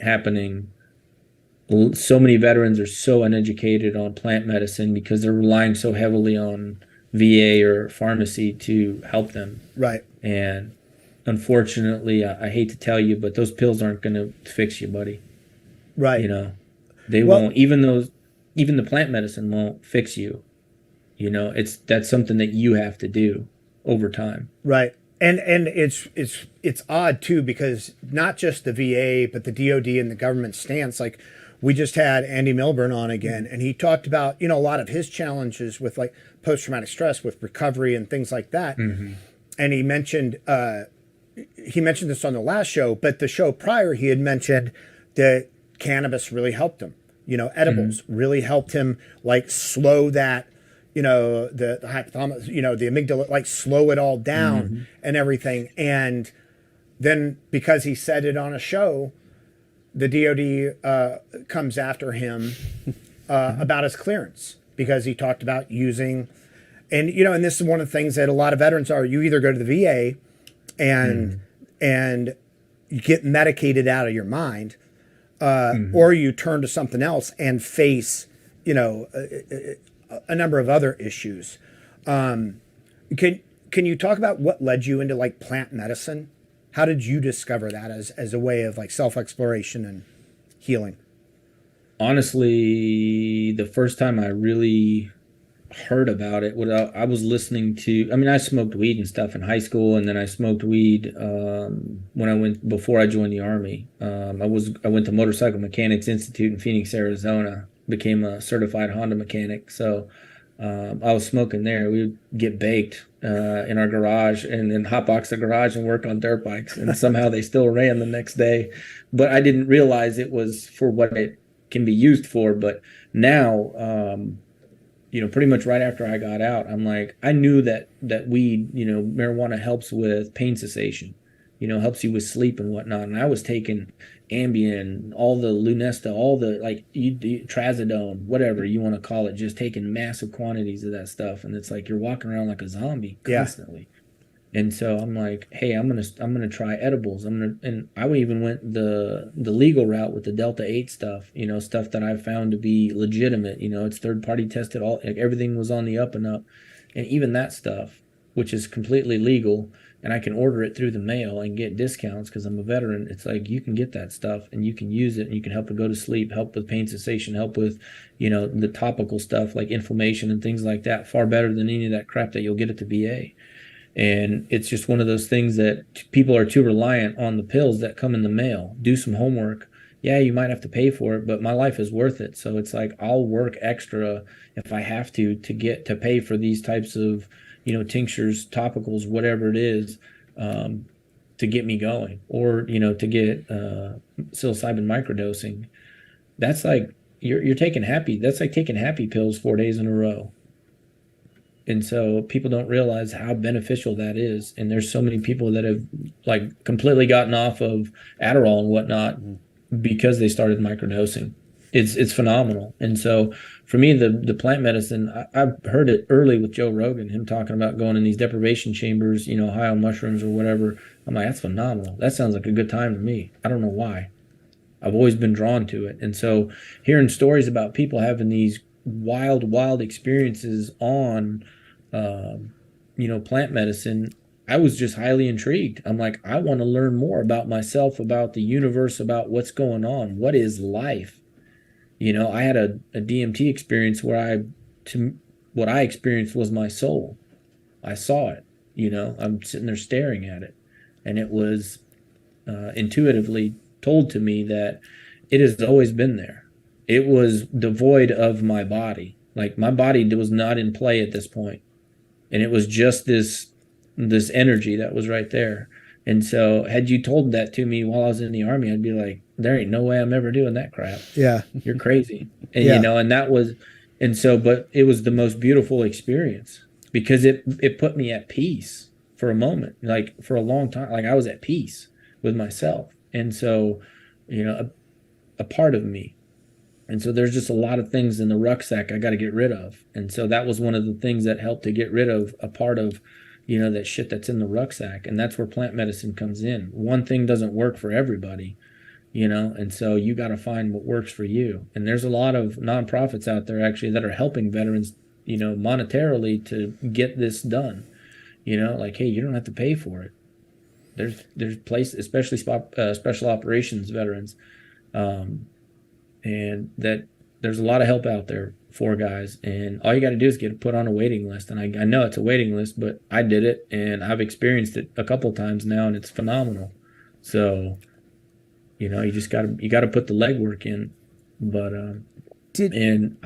basically from 19 on, I just it just said, hey, this is what we're gonna try plant medicine, because that's what I feel drawn to, versus staying a zombie on drugs. Yeah. From the pharmacy.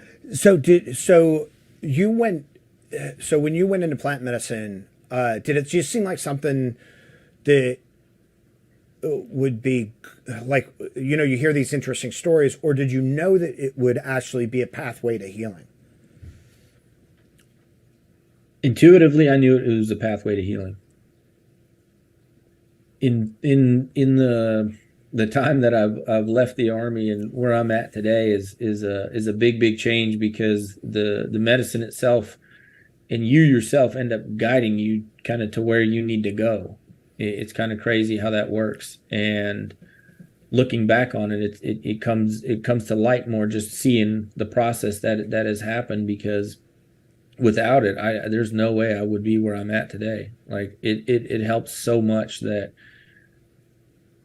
I know in talking with some people that they actually are doing ketamine assisted therapy in the military with active duty soldiers. And I'm like, thank God. Yeah. Like, hallelujah. I did a ketamine experience in Atlanta, but didn't do what I thought they thought it would. I was pretty high for about an hour and a half. It was great. Like, I had a great time. Saw a lot of cool shit, a lot of colorful figure or shapes and whatnot. It was fun. Like, I felt really good.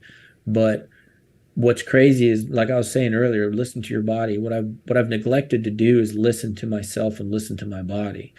We are hardwired with an incredible amount of innate wisdom, and there's so much within us that we are so stupid not to see, because we're so busy dicking around with our phones, with all this other bullshit. Take the time. Who cares if your mind is racing 1,000 miles an hour? It's going to do it either way. Go and meditate for 10 minutes, whatever. Let it race. Say, who gives a shit what's happening? Just let it do its thing, and you'll start to listen to yourself, and you'll start to find some answers. You're like, oh shit. So, and that's kind of where I've been heading down that road. I'm finally realizing that I've been telling myself to go to this direction or that direction and stay down this road of plant medicine because of what it's doing. Because even my wife and my family are telling me, they're like, we can tell, we can tell the difference. So they definitely never said that on pharmaceutical shit. So. Right.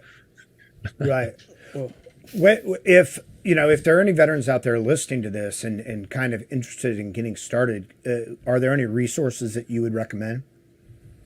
Yeah, absolutely. So what I did is I just went straight to Google and then started Googling special ops, nonprofits. And so VETS is a big one, Veterans Exploring Treatment Solutions. And so you have them, Amber and Marcus Capone. They're huge proponent. You see them all over the, social media trying to advocate for the psychedelic research and the psychedelic therapy for veterans. So I think it's like vetsolutions.org. And then there's Heroic Hearts Project. They're a big one. And right off the top of my head, I can't remember there's two other ones. But Vets and Heroic Hearts Project are big ones for psychedelic therapy. And I do believe both of those are special ops guys only, but they might do other, non-special ops veterans as well. The big thing is just get on the waiting list, get your information in there and get on the waiting list. Because you got to understand that it is so bogged down with dudes going through, because you can only do so many people at a time. It is a lot of work. Having 6 dudes in a room tripping balls on Ibogaine all at the same time, that's a fucking nut roll. Like, that's a handful to deal with for 12 hours or whatever, because you never know it's going to happen until it happens. And so you have to be prepared for a lot of shit. And so, it's very taxing on everyone. And so, the throughput isn't there yet because, the funding isn't there. It's very expensive to do all this stuff. So it's a big backlog, but, like I said, Vets and Heroic Hearts, they're big. Actually, that Maraca behind me, that's where I got on my last trip to Mexico on Ibogaine. Sean Ryan talks about it. He went to the same place I did, and you're sitting there shaking this thing, listening to this ancient Bawidi music.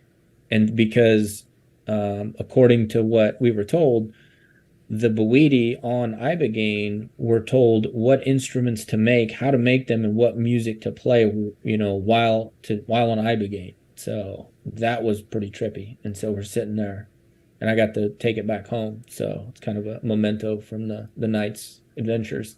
Well, Felipe, thank you so much for sharing all this with us, and a lot of information that I think you shared that can help a lot of other people. Absolutely. No, I'm very thankful that you guys allowed me to come on here and ramble. No, absolutely, man. I mean, as you point out, it's an alternative form of treatment that's becoming increasingly mainstreamed, and a lot of people are seeing good results with it. So it's good to get the word out there. Very good. So I don't know who's coming up next week because I'm going on vacation. What's that, Dimitri? To be determined. Hopefully somebody. Yeah, this place is going to fall apart with, the second I step out of here. No, we're having some trouble. We'll get somebody. We'll get somebody. Okay, guys. Yeah. I met a guy down at the bodega. Time to spread your wings and fly. A little baby bird leaving the nest. Nice. So, all right, Felipe, again, thank you, man. Thank you so much for coming on the show and sharing your story with us, man. It's really cool, and I look forward to hearing from you in the future, seeing where you're at a year from now. Sounds really interesting, man. Yeah, I'm headed to Peru next month to do some ayahuasca, and then a couple days after I get back from that, I'm going to Montana for an integration trip, a veterans nonprofit retreat that I got signed up for. So, that's going to be pretty gnarly. Yeah, Heroes and Horses. That's the one I'm going to. Oh, fantastic. I'll be on that one in August. Cool. So. Awesome, man. So, Dave, we'll see you next week with Milburn. Andy Milburn's special guest host. Yeah, and I will be out of here. I haven't been on vacation in like 4 or 5 years, so I'm Quit taking whining, off. man. Yeah, Vacation. What's a vacation? I know. Yeah, you don't exactly. need a stinking vacation. So cool. So not me, but they will see you on Friday. Take care, everyone out there. Have a nice weekend. Thanks, everybody.